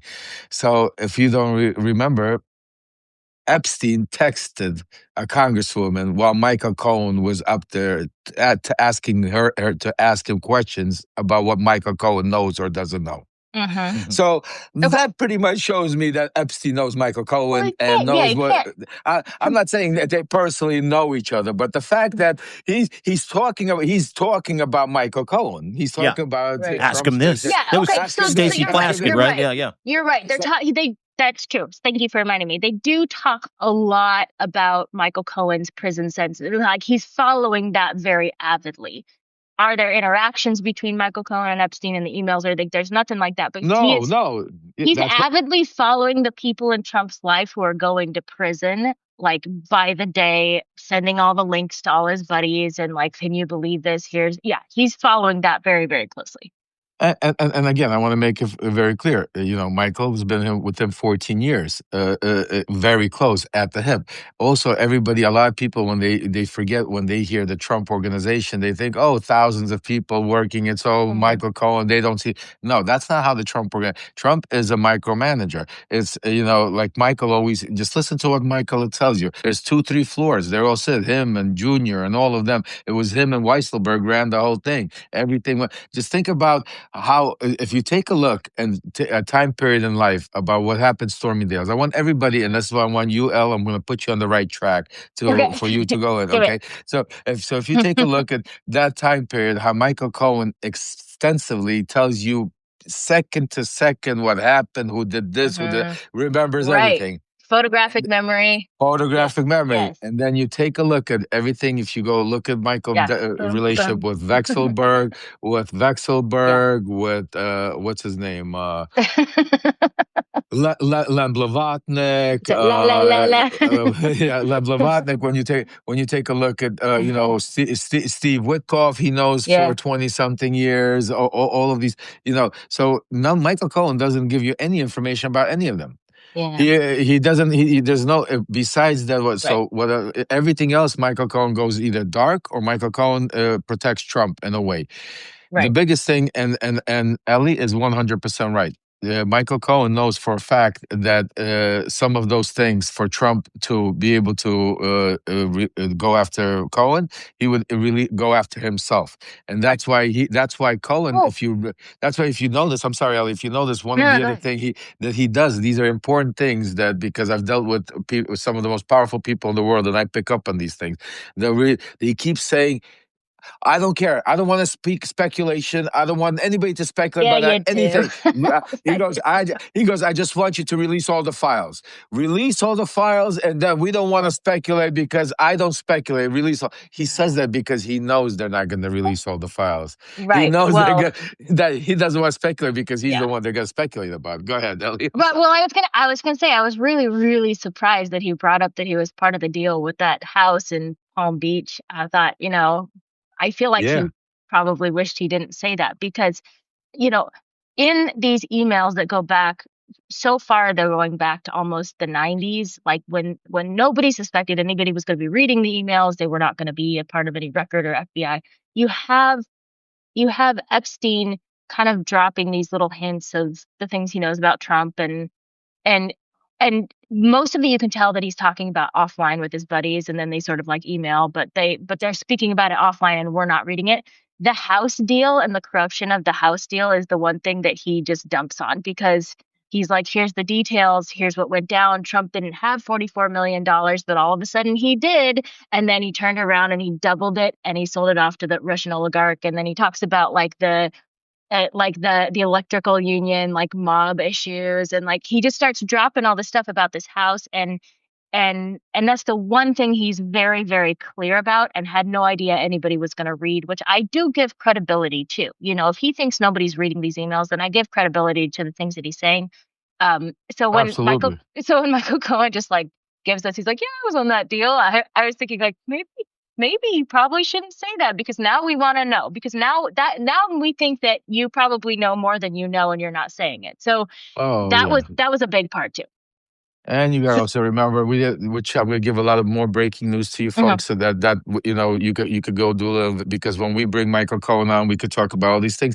See, people don't see. I know Michael Cohen for over 40 years. I know Michael Cohen's whole history. I know his uncle. I know all the gangsters he's been around. And there's also a very interesting person in Michael Cohen's life that nobody ever talks about. What brings Michael Cohen into that world of Russian organized, whatever you want to call it, is Michael Cohen's father-in-law. And that was which you kind of brought up. You kind of brought up, and then there was like, okay. So do tell at that point. So again, we're not bashing Michael. We're not. It's not about bashing Michael Cohen. Right. The reason why we're saying these things is because Michael Cohen himself has put him in this position because of the way he's reacted to Tara Palmieri, B, the way he's reacted to Ellie, C, the way he's reacted to Zev, and he tried to whitewash it all by taking my son on the show and pretending everything is la-di-da-di. So that's why we're here.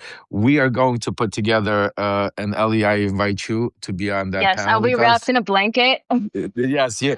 Be wrapped in a blanket. I'll be drinking tea and trying to stay calm.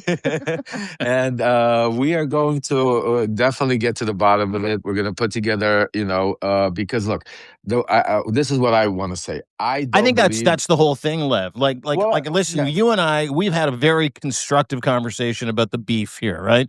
And all we're doing, like men and women, is we're saying, hey, it doesn't make any sense. There's some stuff here that needs to be explained. Can you explain it? More than happy to have you on to come and explain it, Michael. If you're watching, if you're listening, or if you're seeing this another time, I don't have an axe to grind with you. There are some inconsistencies here that would dictate that you might know some things that might be able to help some victims here, that might be able to help clarify the record, that might be able to help to set the record straight, that might be able to help people get freedom from the pain that they've been living under for a very, very long period of time. And I think at some point in time, everybody's going to have to decide, like Lev did, which is why he became an award-winning whistleblower and an American hero, like everybody else does when you grow up a little bit. What side of the equation do you want to be on when this whole fucking dance is over? Right. I think, and I think Lev and Michael are just reacting two different ways from having dealt with going to prison for Donald Trump. Like you've come out stronger, you've come out louder, you've come out more forceful and more truthful. And I will say it took me a minute to make sure that that's what you were doing. Like I was like, okay, I have to, and then and I started following you, and then we started talking, and I was like, okay, we're good. And I was giving Michael that too, and I didn't get that from him, but I think he's also reacting to having gone to prison for Donald Trump in a way that he just never wants to go back there, and so he's kind of falling back on his old ways of some dishonesty and protection of himself and probably his family, but he needs to remember that he holds a lot of power. If he comes clean, he holds a lot of power. And you said something very important, Ellie, and this is why I want to make it clear also. And I understand, because we're dealing in a very dangerous time. And if Michael Cohen, and I understand that he probably has some things that he's scared of because of Trump being in such power. But my problem is, if that's the case, get off of this platform. Stop running around and playing both sides, and that you're going to save them out. I respect you. If you're worried that go hibernation, go do your thing. Let them, you don't want, but don't come on here, attack people like you, attack people like Zev, attack people like Patera, do all of this stuff, make these shows,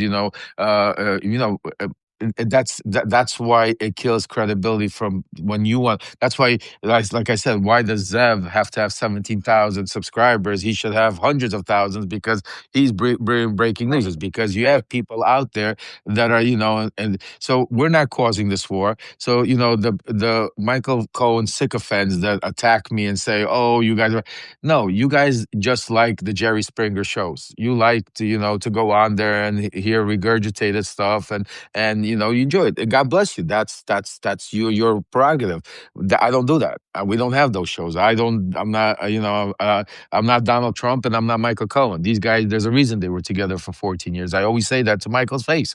I said, there's a reason you guys have been that close. He imitates him. They, they're very close in the way they think. And the fact that Michael, that's still, I can't similar reaction and anger to hide things, right? Where he gets angry and he puts up a big front. Yeah. Right. Yeah. That's the whole thing. If you take a look, is when they get confronted, they're like aggressive, and that's what Michael Cohen. That's why they were together. He was his fixer. He was his pit bull. People seem to forget because of the Stormy Daniels stuff that Michael, it was not the sweet little guy.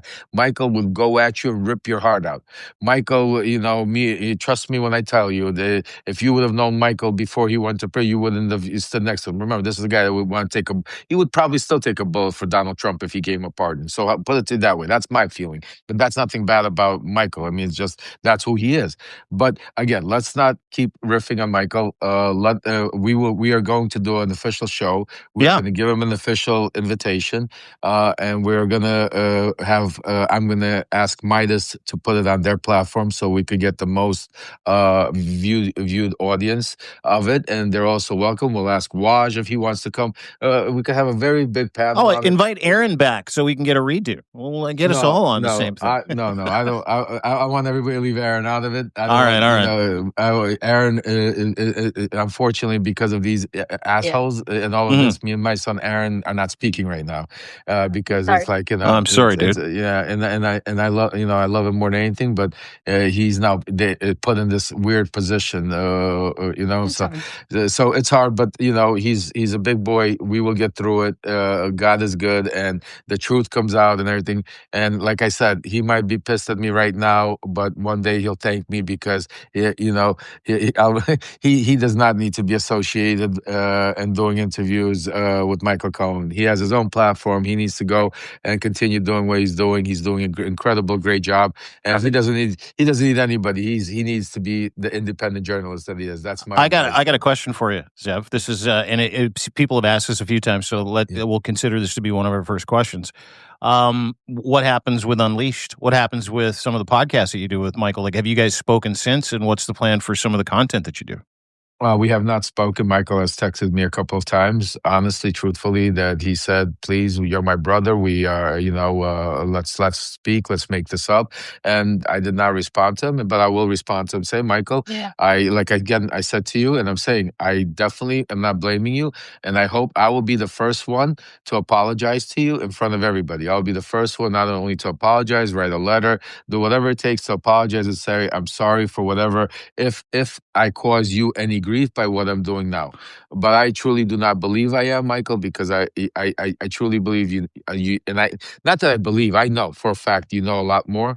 Me and you lived in that world. We know the same people, we know what's going on, and it is what it is, and and it's time to tell the truth. And the other thing I wanted to say is, Ellie, just make sure, put a time slot, everybody, on Monday at 11:30, I'm going to have, I'm not going to mention a name yet, but one of the Epstein, the survivors' lawyers with me as a special guest on Lev Remembers. We'll also be talking about this stuff, trying to see how we could get more for the Epstein survivors. And there's going to be an incredible 11:30 show. And maybe, so be there. So if there's anything, you want to come up or help out or give any information to the lawyers because it's part of the show is going to be part of how we could make sure to keep the pressure on and making sure that we get the full transparency of the files, and which we're not going to, but at least we could weave through the bullshit with the help of Ellie, Zev, and others to be able to, like sometimes we might not get like the actual gun with the fingerprints, but enough circumstantial evidence is, like I said, it is what it is. The other thing, Ellie, if you could look into, very important, and this is the time frame, is some of my sources have been telling me to look into Trump and Epstein's relationship and emails with a Miss Teen beauty pageant. That there was also some sort of link to it, and that's why I think Michael has a lot of fear also what's going on. So that's if you could probably a very strong link. Yeah. Right. Yeah. Well, exactly. And if you remember, there was a dude who was a judge on the Miss Teen USA panel who put out a viral video this last weekend, basically I'm trying saying, to get him. Yeah. I'm trying to get him. I already have people trying to figure good. Yeah.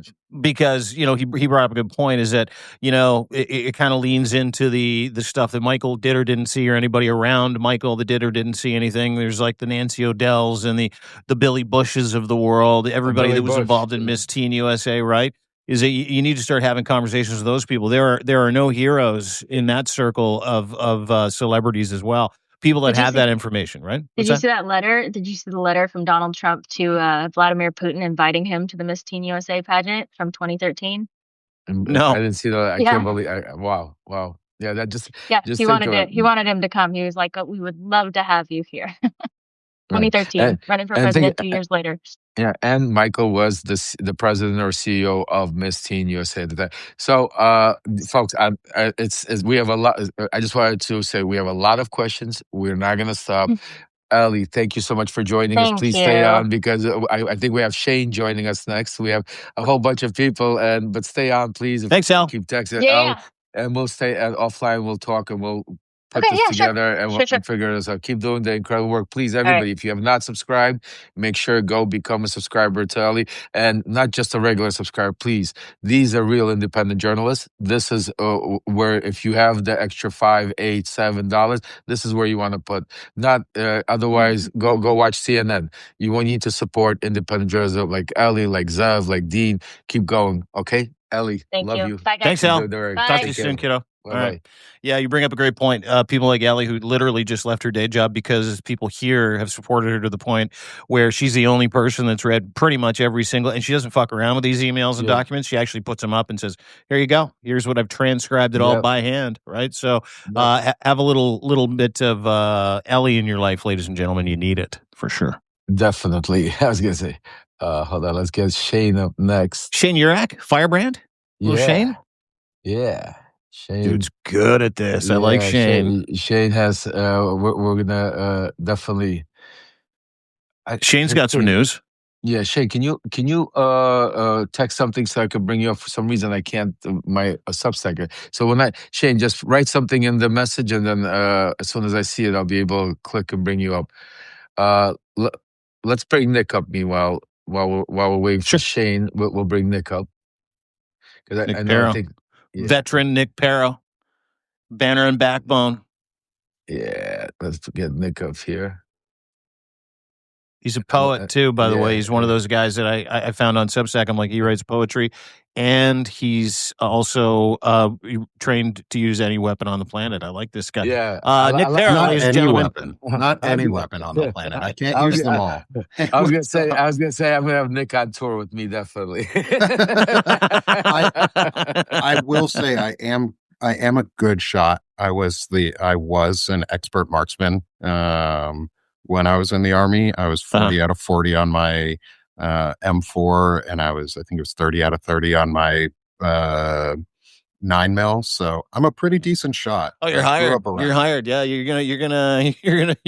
Well, I'm a little stand right next to Lev Parnas around the United States of America for the next couple of years. Maybe I'll stand on the other side. I'll keep a little bit of distance, Lev. I love you, my friend, but that seems dangerous. I love you guys. And I see Shane's also in the comments, so you may start seeing him filter in. Yeah, as soon as I see him, I'll pick him up and we'll absolutely. Because he's got a ton more breaking news and more important news, because he digs into like the Kushner events, and I think you and I and Shane have talked a little bit about this before the show, and I messaged with Cheech that we need to get you guys together so you can get that information out there. We don't pay enough attention to, by the way, we don't pay enough attention to Kushner. We started mocking him to start the show, and then we got sidetracked. But like the Kushner angle is like that guy continues to skate. So I'm excited to talk a little Kushner today. Oh, yeah. I really am. Shane knows a ton on that. And I think that's what I want to do, because when you texted me and we spoke, I think tomorrow, I don't know what Shane's schedule, we're going to go over his schedule, but tomorrow, what's his name? Zelensky is going to be meeting with Trump at Mar-a-Lago. We might maybe do a special, because I have some sources that might be sitting around there listening.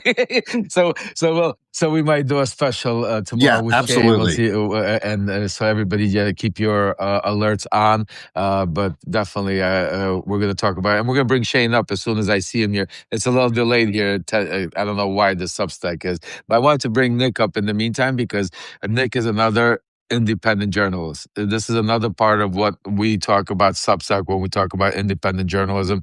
This is another person that we need to follow, subscribe, and to support, because these are individuals that are out there really doing their thing. They're really out there without corporate sponsors, without big platforms, doing whatever they can to be able to get the truth out. And some of these people have incredible sources, incredible knowledge from where they served, what they did, and what they know, to be able to, and the investigative work that they do. And that is why, again, we talk about, we need, and that's what I think the movement is more, not a divisive movement where we want to attack Midas or Acosta. Folks, that's not what we do. Our movement is, we want to unite. We want them to wake up and give independent journalism the platforms that they deserve to be able to get the real news out there.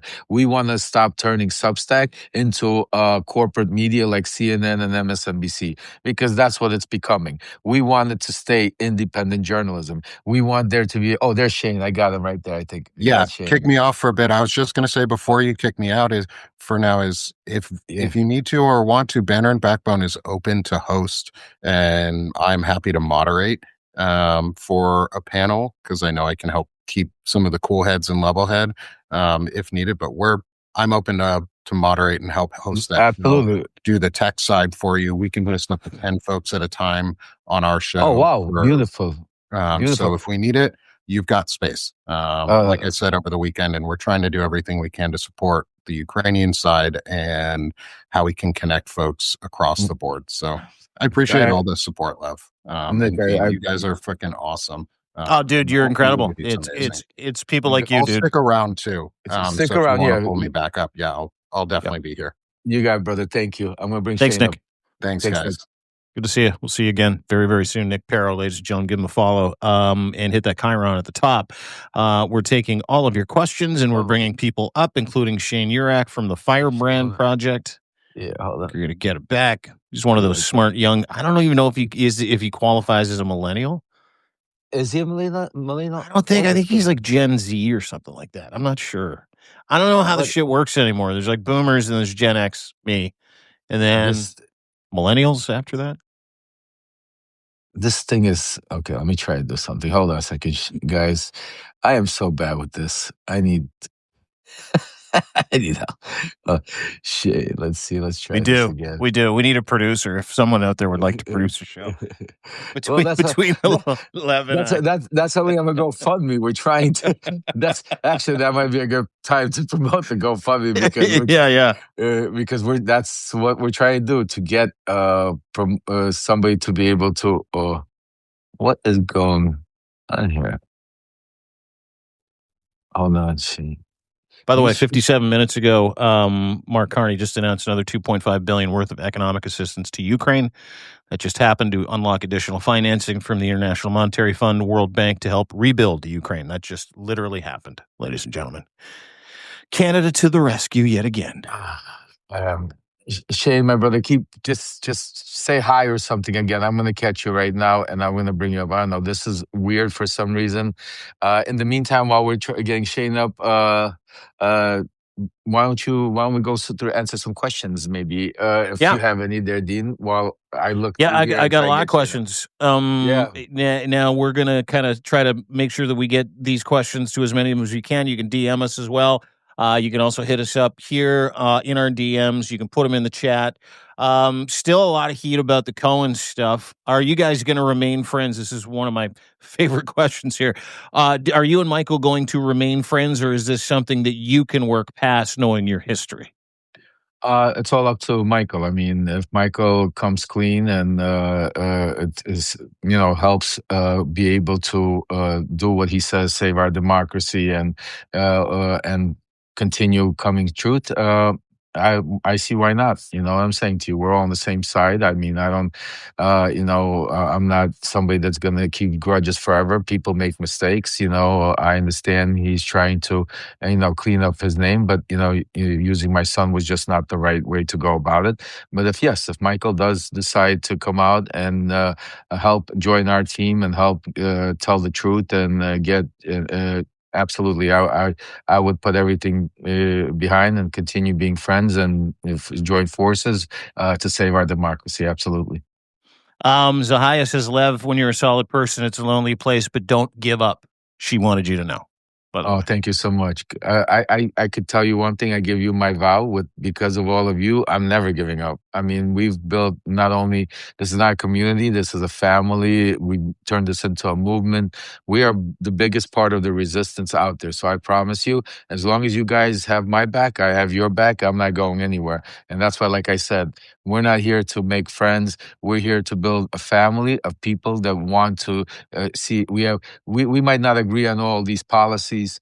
I'm sure none of it. We don't. I'm sure because this is not a platform about policies. This is a platform about real humanity, real common people, real people that might disagree on taxes or disagree on certain things, but we agree on one thing. We agree on that we want our kids to be able to live in a free democracy. We agree that we don't want dictatorship. We agree that we don't want tyrants. We agree that we don't want authoritarianship, and that is what our platform is about. So that's why I keep saying it. Thank you to each and every one of you to continue to growing it, because we need to get bigger and louder, and that's how they know this. Because think about it, when we came out, they noticed. Midas noticed. People are noticing. What we're talking about is important because this is part of getting the truth out. This is we are not dividing our cut. This is very important for everybody to understand. And this is what Ellie said and Zev said, what we're doing, this is not trying to divide us to be able to say some people are saying we need to unite together. That's right. We do need to unite, but you need to unite. Sometimes you got to open up the eyes because right now we are divided. The fact that we're not talking, the fact that they're not reporting and using, the fact that all these big platforms that have millions of followers are not reporting on independent journalists, breaking news or independent stuff, that means we're divided. That means right now, that is what we're calling out. We're saying, here's the problem. I'm not saying like the problem is the people. I'm saying I found the problem. The problem is we're divided. We're not getting enough coverage because when they put misinformation out there, they spread it like wildfire. We're trying to fight misinformation. The only way you could do it is if we're stronger. Thank you, Debbie. Stronger together. And that's what we're trying to do. So I'm just trying to open up people's eyes. I'm trying to say, Michael, wake up. I know you might be scared. I know you might have things in your closet. It might be tough to go into, maybe personal, business, friendships. And I understand that. That's why when I went to prison and I made the choice to go out and tell the truth, I lost all my friends. I lost my whole life. I had to leave everything behind because otherwise I would not be able to sit here and talk the way I talk. Because you'd have no currency. You'd have no currency in this conversation. I'd have to protect people also. I couldn't sit here and talk about this because, I'm still friends with this guy and I couldn't do it. That's why I had to cut all ties with everything I had and start life all over. That's why they say born again, kind of. I never understood what it means. It's really the truth when you're born again because you're starting fresh. That's why I don't care about talking behind the scene. I have nothing in my closet. Everybody knows everything about me. I have the documentary, the book, everybody. So I feel good being born because now I could be able, and that's why I'm saying to Michael, you'll feel much better. The truth will set you free, my brother. You know what I'm saying to you, and that's what I want him to do because I think he does have a lot of information that could help a lot of the stuff that's going on, that can connect a lot of dots. But I think it would be detrimental in the world and the life that he lives in. And I understand that. But enough is enough. And like I said, we're at a point where we need to be able to save our democracy and to be able to unite. So this is a message of unity. And same thing goes for the Midas guys. Love them. I think, they could be doing such tremendous, much better work, but they need to get out of it. Nobody cares about going out there and interviewing Hakeem Jeffries. Nobody cares about you going interviewing all of these, senators and congressmen. We see them on CNN. Why do we need to see them on you? Just think about it. What is the point of you going on? Jamie Raskin goes on CNN. A lot of people go to me. They say, like, how come you don't have like Raskin all this? Like, because I'm not a what's it called, journalist. It's not a show for me. I'm not like sitting here. What am I gonna sit here and tell you? If you want to, he's just been on CNN. He's been on Fox. He's been on all of these, telling you what you want to hear. I'm trying to break news for you too. So I speak to Raskin and them off scene, telling them just like I tell you this, because I want to be able to save our democracy. I'm trying to build a team of people to be able to strategically go out there and really take back what we're losing. People don't realize that they sometimes think that it's a show. They forget that we're fighting here, and they're like, oh. So that's why I want to say to you, folks, this is not for anybody out there that thinks that I'm trying to cause destruction, or I'm trying to. Somebody wrote, one person wrote, oh, he's probably a Republican plant and trying to now turn the Democratic Party upside down. Folks, telling the truth should not turn anybody upside down. Asking questions, hard questions, should not turn anybody upside down. We should not live in any echo chamber. It shouldn't be left, right. We should forget those two terms, left and right. We all bleed the same. We all have, you could pinch, we all hurt, we all have a heart. We all, some of us don't use it. Some of us don't use our brains, but we're all human beings. And the point of it should be, right now, it shouldn't be about party. It shouldn't be about religion. It shouldn't be about a color. It shouldn't be about anything. It should be about one thing. It should be about saving our humanity, saving our, common sense, so we could democracy, so we could move on, so our kids could have a better life, so our grandkids. Because right now we're going backwards. Think about all the things we lost in 10 months that it took us how many years to gain. Just a simple fact, I keep going back about women's rights. Just think about it, folks. I have a wife. I have three daughters, excuse me. And one of them is, I have so many kids, you forget. And it's crazy. It's crazy. Shit. Holy fuck, I love you so much. Don't kill me. Four sons, but I have three daughters, and I have an incredible daughter-in-law that, my son Aaron's wife, I'm saying to you, and to watch, the fact that they have to figure what city, what state to live in because of the way the laws are set up with abortion. And this is America 2025. Just think. Oh, I think I saw Shane. Hold on a second. Shane, I'm sorry, bro. This thing keeps going so fast. I keep missing you, but I think I caught you here. Oh my God. We may have a Shane sighting, ladies and gentlemen, which interrupted maybe one of the great Lev rants of all time, which is a real shame because you were flowing, my man. Sorry. But you bring up some great points, and there's one more question someone wants to ask you, but and I'll get to in just a second.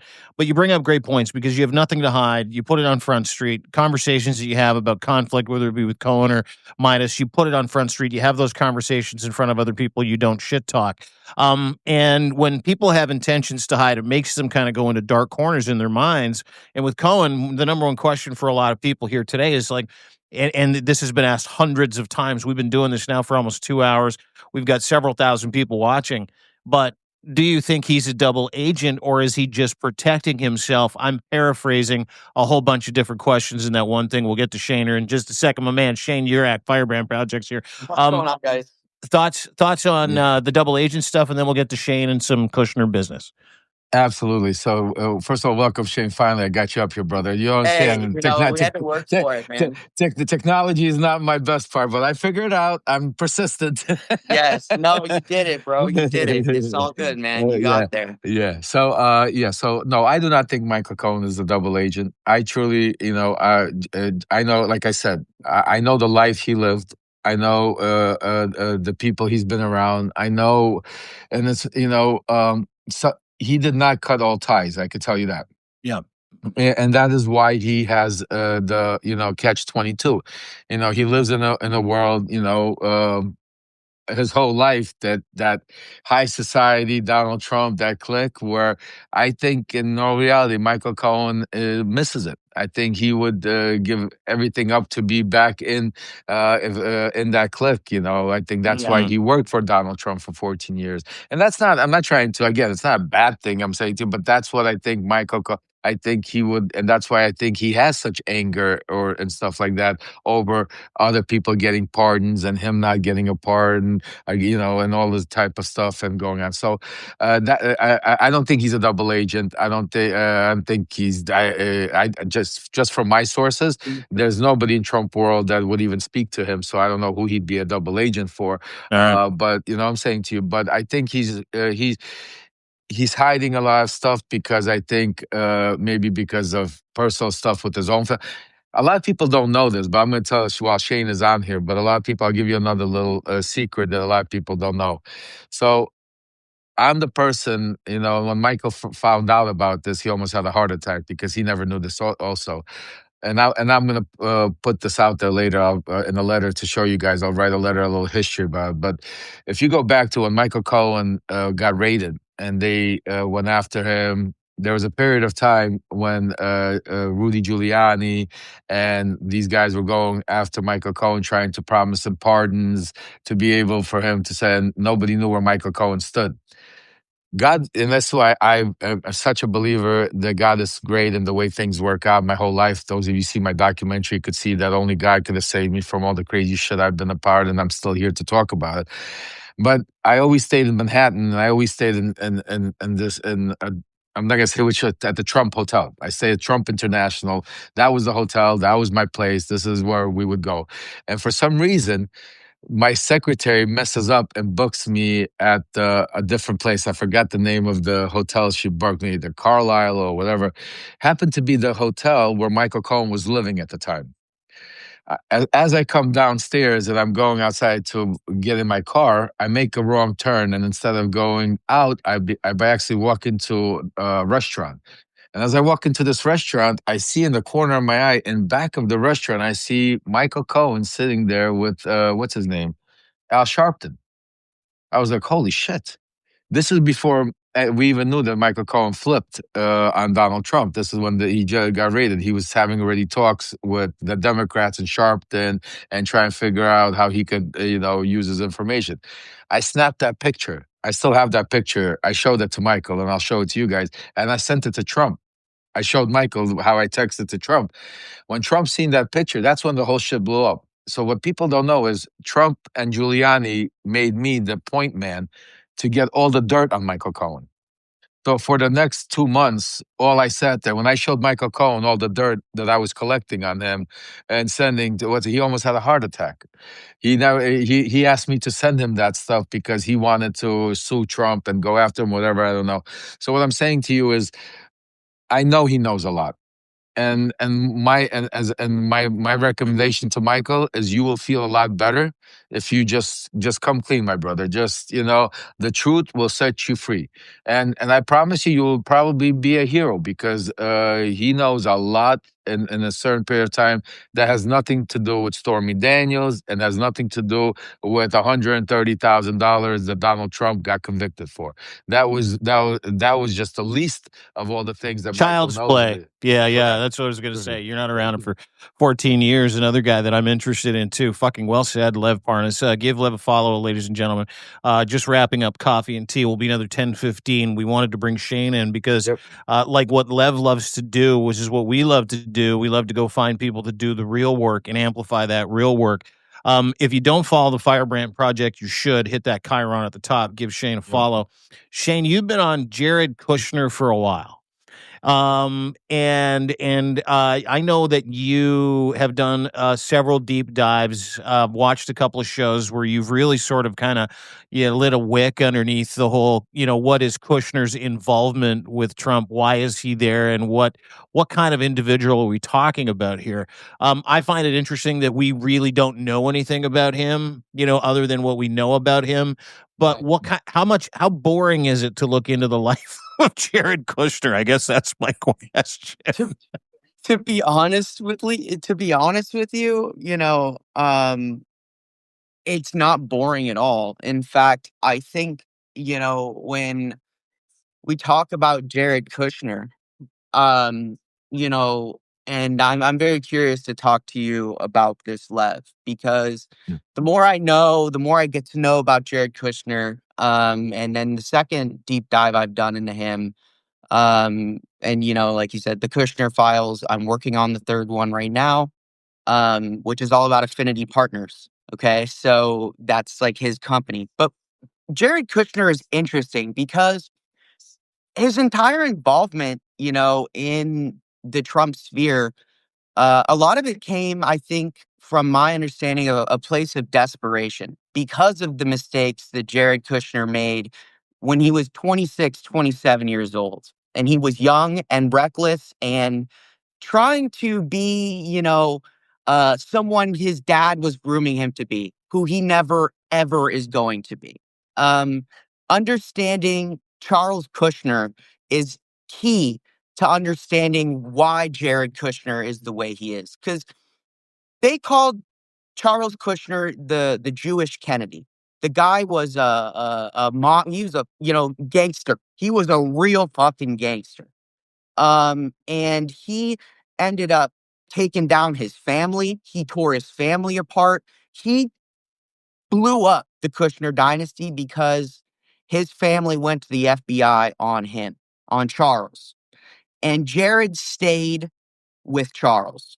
And Charles ended up literally hiring someone to tape his sister's husband with the prostitute banging a prostitute, a hooker, and released it as vengeance. Yep. Charles did like 14 months, I think. Okay. By the way, just so for Shane, not to interrupt you. So for everybody to know, the person that Shane is giving you this wonderful bio about is the ambassador, is our ambassador to France. Yes, he fucking is. This is our ambassador to France. I just wanted to give you guys an example. Continue, Shane. Yes, absolutely. And so who literally walked out of jail on a pardon and walked into Paris to become the fucking ambassador to France. Anyway, continue for this crime about setting his brother-in-law up with a hooker and a television. Yes, go ahead. It's true. And so when I look at Kushner, there's two things I think that really stand out. One, he's a weak man who is playing at groveling at the boots of powerful people because he's only ever been that for his father. And he doesn't know how to do anything else. And he wants to be a Charles Kushner. He wants to be a Jewish Kennedy, but he can't. Now, when you look at historically Kushner's involvement, going back to the blockade of Qatar, okay, and what that actually was about, how he levied his influence, he got his practice to do what he does now, bailing himself out of a $1.8 billion fuck up to buy a 40-plus Manhattan skyline tower called 666 Fifth Avenue. Ironic as fuck. Yeah. Ironic as fuck is that's where me and Rudy would always be on top. We would have is the cigar bar where where we would always meet and 666. Yeah. And so satanic. You have to and you look at basically he buys this property in 2007. And then right after this property is bought, 2008 hits. By 2010, they value the property, which they bought with the majority of their own money, their own capital, as well as a $1.2 billion loan, that Kushner had to really kind of, it was not, people weren't really willing to loan at the time because the market was bad. So that's what the Qataris screwed him also. Remember, that's where Trump got pissed at the exactly. Yes, and so basically, Qatar, they were going to provide. I want to say it was $500 million. And then they were getting the rest. Kushner and Charles, they went to China. They actually talked to Dmitriev. I believe this was when they first were introduced to these Russian people. Was Russia was looking into potentially financing this as well. This goes all the way through 2020, 2021, when the blockade ends. Well, they first met in 2017 in Saudi Arabia. Kirill Dmitriev and Kushner met. MBS introduced them at behind the scenes, and Witkoff was there with them, which me and you will go into, and we'll do a whole dive, and we'll do a special about Kushner. But while Shane is here, and since Kushner is his specialty, I'm going to give you some things to look into before we talk, and then when we talk, we'll go into more. So I'll give you guys a little story time with Lev. Breadcrumbs, story time with Lev, ladies and gentlemen. I love this time. Sometimes it comes with pictures from his phone too, ladies and gentlemen. So it's good. Here we go. You asked for it. So we had at some point. Okay, so let me take you. So there's this famous video cassette that my partner took of a dinner me and Trump were having, where I tell him get rid of the U.S. ambassador. He tells her to get rid of it, and that's what most people got out of that whole hour and a half. That 5 minutes out of the hour and a half video of the dinner. But in that dinner, we also, what a lot of media didn't pick up on, is me talking to Trump about cannabis, about me having Trump legalize cannabis, and Trump talking about nominating me to make me the head of the bipartisan cannabis committee. You also hear on that recording Donald Trump Jr. jumping around saying, "Hey, Dad, cannabis is better than alcohol. Yes, there's so many more deaths, but smoking pot is not as bad as drinking." I mean, I welcome everybody to go listen to that tape. What I'm saying. What would it be called? Like what would I search? Just I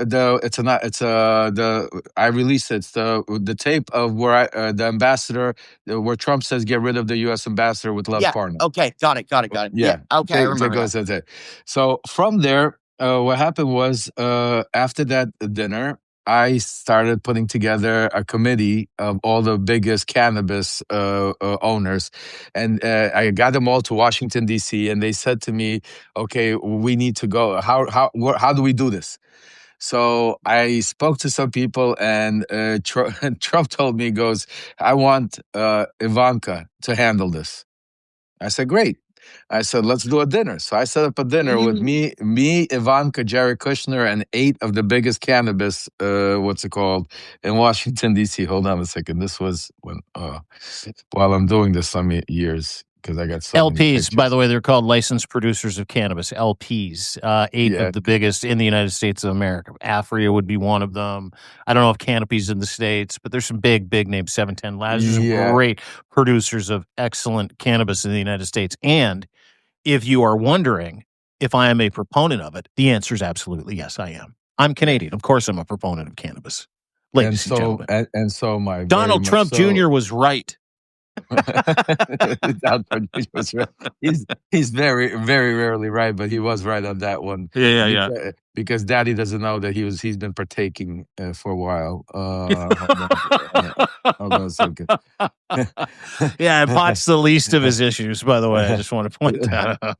So this is one of the biggest cannabis. This is on the day of the cannabis, and this is wait. Oh, that's the cannabis meeting. That's Kushner and CEO. Yeah. Oh, there you go. There we go. Me, Kushner, Ivanka. This is right before our meeting going on. So this was October 10th. Wow, October 10th, 2000. Wow, this is so crazy. This was exactly a year to the day of my arrest, because I got arrested October 10th, 2019. So we had our cannabis meeting October 10th, 2018. So just to tell you, so what I was going to say to you is, what you're seeing play out and why Trump, the family is very creative. Trump right hand has always been Ivanka. Yeah. And a lot of people don't realize that in what they're seeing right now play out, what Kushner is doing, the real brains behind Kushner is Ivanka. Kushner is the front man. That's basically and I really saw it in that meeting when we had that between the cannabis. First of all, if you ever sat with Kushner, the way he talks, I mean, he's like, I can't even imagine him sitting. I can't imagine him sitting with Vladimir Putin. I swear to you, I wish I was a flyer though. I just because I know Witkoff and just sitting there with Vladimir Putin for 4. Lev, I have a question for you. Just a couple of ferrets. Yeah. So,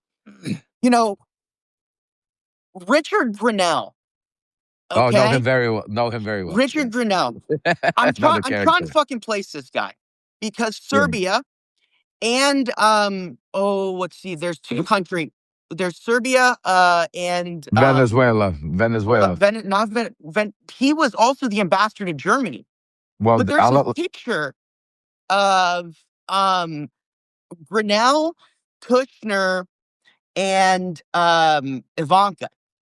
And like I'm like sitting there and I'm trying to figure out because if Ivanka is kind of the right hand and Kushner's the Middle East, I guess what I would try and figure out is because did you just see the Belgrade deal fell through in Serbia? They pulled their front. I did. So you didn't. So that's one of the big things they've been doing over in Serbia is trying to develop this former military base in Belgrade. And they passed legislation. They actually lobbied the president of Serbia and they passed legislation to allow them to go around historical protections to do this. So it's interesting to see that, like, I suspected that Ivanka was a powerful part here, but Ivanka's it the makes brain. more sense going back to their marriage and then seeing how, Kushner can't wear the pants, right? No, she's the brains. She's the brains, and now she's staying behind the scenes because the image. That's why in the first administration she came out. She was there. She was the one. That's why you heard she was the common head in the cool head in the situation. It was her and Kushner, and then in this time you didn't see them at all. They disappeared, and that's why I kept saying no. They didn't disappear. They're just in the background. Now you see them coming out. Now you see Kushner. You're going to see Ivanka come out more and more also. Now, if we do not win the 2026, if we don't get the House, that's why it's so imperative for us to get the House. But we will go. We're going to dive into a lot of Kushner, a lot of stuff that's going on because especially what's happening right now in Ukraine, especially with what they're planning on doing in the Middle East. Also, not only that, but things that they're working on here.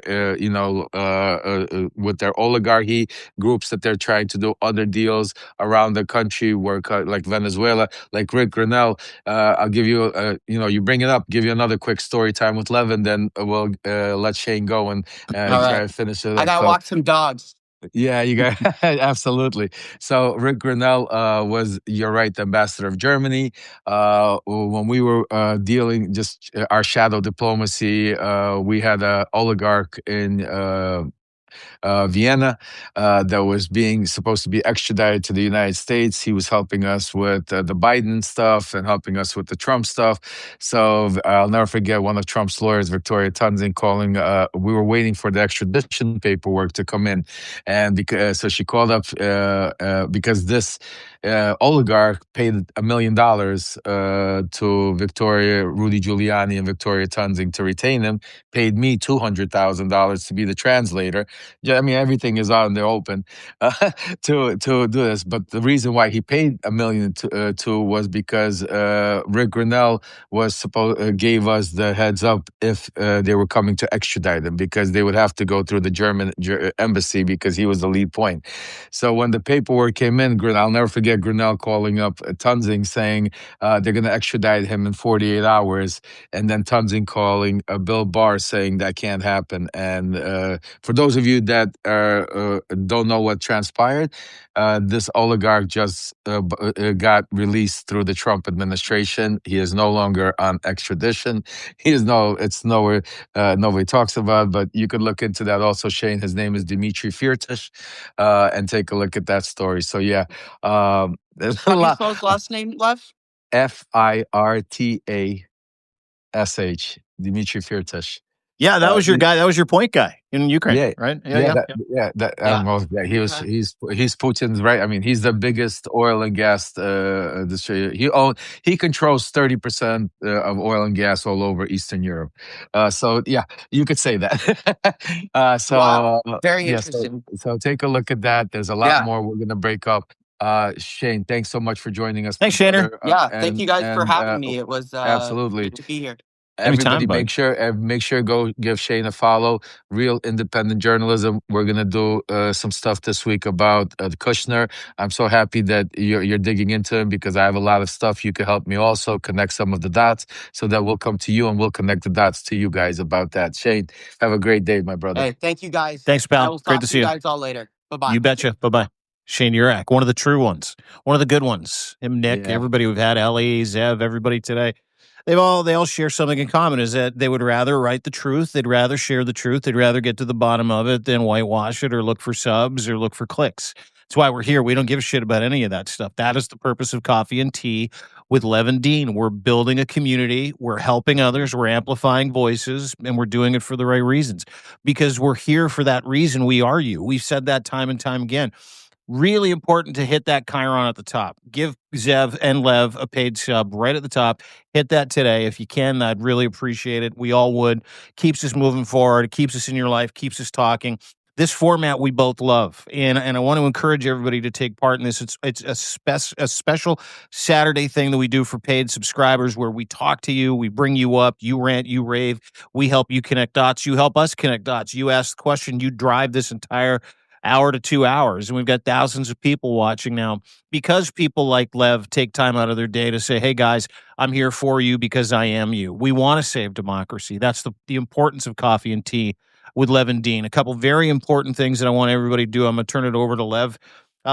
We just watched your Voice of Ukraine partner literally get rolled by an what appears to be some kind of drone. He's out of the hospital. Actually, he's in hospital. He's watching now. His name's Alex. Everybody say hi to Alex Bolbier, Voice of Ukraine. We really need you to fill up that GoFundMe. We're going to post here for everybody. And I'll turn it over to you if you can, and then we can get to the media play, and then we'll say goodbye to everybody. But go ahead. Let's talk a little bit about Alex and what happened yesterday. Yeah, please. So yes, please, folks. Actually, we're gonna hopefully. I'm speaking to his family. We're gonna put together a little GoFundMe for his medical expenses and whatever. I don't know what that is yet, so that's why we haven't done it. But for now, if you can, please continue supporting the. We have, I think Alex has 20 or something more generators left to deliver, and I know he's not going to be able to do it, but we have people on the ground that will deliver these generators. People need them, so please continue supporting the GoFundMe so we could continue bringing light and bringing help to people in the Ukraine area. They need us more than ever now. After what's going to happen tomorrow, probably Ukraine is going to be more on their own. Today was a very overnight. Kiev got bombarded. The way Alex told me, Kiev was on fire. And this is pure terrorism. And the only way we'll be able to survive, beat dictatorship, authoritarianship, is if we unite together. And I know it's difficult. There's so many different places. Everybody's asking for money. A lot of people need it. And I understand it. And I'll just tell you this much. Whatever you can, no pressure, because I don't want anybody to feel that I'm pressuring you to do something because you have to know. No pressure. If you can, if God gave you the opportunity and you're fortunate enough that you're able to share, would be a good cause to be able to help the people of Ukraine. So we'll share the GoFundMe. If any of you have it, put it in the message. I'll put a letter for those of you who are joining late. Me and Dean will put this out later also, and we'll put the GoFundMe and the links there to be able to continue supporting Ukraine. Yeah, thank you. Well said. And of course, the media play, we're going to put both of those in there too. So what you can do is you can donate to either. Please, Ukraine top of mind. That's the most important thing. Whatever you do, whether you're a free or paid subscriber, that's great.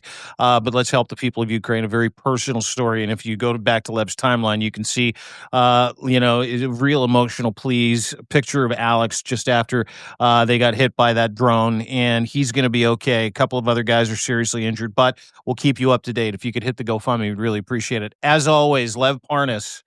Lev remembers, subscribe. He is number one in world politics for a reason, because he truly gives a shit. Absolute pleasure to do this with you every weekend, my friend.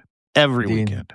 Dean, God bless you, my brother. I love you, and thank you for fighting the good fight, being one of the people that really wants truth and transparency, and that's what we. And I hope you guys really, the show was for you today. I wanted to make sure and I apologize in advance if earlier in the week I was maybe a little bit aggressive, emotional, but I think all of you are parents and can understand as a parent when you see somebody trying to take advantage of your son or your daughter. You just that's something, especially in my life, you don't do. But otherwise, putting all the emotions aside, I want it clear-headed for everybody to understand. We are on a mission. This platform that we built here on Substack, that we keep talking about unity, is about getting out the truth. Mm-hmm. It's not about building another CNN. It's not about building another. I don't want to see Substack turned into another X. We don't need echo chambers. We don't need people just give the same opinions and turn us into, because that's what cults are all about. Because if you listen to one side or the other and you don't get the truth and the real stuff, you can't make the right decisions. So for those of you that want the truth, the transparency, and don't want just opinions, please continue subscribing to people like Dean, people like Ellie, people like Zev, people like Shane, and hopefully myself, because the only reason I want to build this platform bigger than anything is so we could be more powerful than them all, because our information, we're risking our lives to be able to bring you this, because some of my sources, I can't even tell you, I don't know how much longer they'll be in some of the positions they're in. I don't know how much longer we'll be able to do, the things that we're doing. So that's why, we need to take advantage of the opportunities that we have. And that's why sometimes I'm a little bit passionate about it, but I just want to know, because it's for each and every one of you. Because, when you subscribe, when you become a paid subscriber, I read your messages, I read your DMs. You make me cry when I see some of the people saying, Lev, I'm waiting for my social security check to be able to pay this month. Lev, I just donated to Alex, I didn't donate to someone, but I donated to Alex. Or Lev, I want to make sure that I listen to stuff, but I don't know I'm subscribed to, and I'm trying to save up to $8. My heart breaks, because honestly, I wish I could do this for free. I wish in reality that that there was some billionaire or corporate media sponsor that came and said, here, Lev, let me give you what's it called, so you could just go there. So, because I don't want the paywalls, I don't want this stuff. I want to be able to give it, but unfortunately, we have families. We have to eat. We have to live. We have to survive, and that is why we keep asking you to become paid subscribers, to follow us, to do share this all over the place, to be able so we could do this full time, because right now there's nothing more important than to save our democracy, folks. So God bless each and every one of you. Thank you for joining us and spending these 2 hours on a Saturday with Lev and Dean. I hope we answered a lot of your questions. I apologize if a lot of you didn't get your questions answered, didn't get up. We're trying to fine tune as much so we could get, because the show is for you, to get more of you up and more of you, and we will do it. So make sure we'll get you more questions up, more of you up here. Today it was more important to get some of these people, some of these independent journalists up here to give you, so this way you guys really got to see what independent journalism is, and understand what our fight is for and what we're upset about. So when people tell you, oh, Lev is angry at his son, or Lev's not feeling good, or Dean doesn't know what's going on with Zev, or Zev is it, those are people that are trying to, those are the shit stir-ups, because we're all healthy, we're all fine. We're good. We're all good. We all understand. We all, and we all want one thing. We all want the truth. So, guys, I want Wish you guys a happy holidays, whatever holiday you're celebrating. We will definitely see you before the New Year. So I'm not going to say it because we have a lot of going on. There's a lot of things happening, especially tomorrow with the press conference, with the meeting with Zelensky and Trump. So we're going to. We'll be in your phone all weekend long, ladies and gentlemen. Tomorrow and Monday. Monday, yeah, Monday's a big one. We have 11:30. Make sure I'll put it out there. 11:30. We have, and I'll put the name on everything of the lawyer for the Epstein survivors, which is going to be a big show. You don't want to miss it. We're going to cover a lot of the stuff we're talking about now. And then right after 1:00, we're going to do our usual weekly wrap up with me and Dean. So you don't want to miss that because that's when we're going to wrap up all of this stuff over the weekend and stuff and bring it to you. So definitely put that on your calendar and make sure you put your notices on. Buddy, as always, love you. Thanks for having coffee and tea with me today. Take care. Thank you, everybody. I hope you enjoyed it. Have a Bye, great guys. day.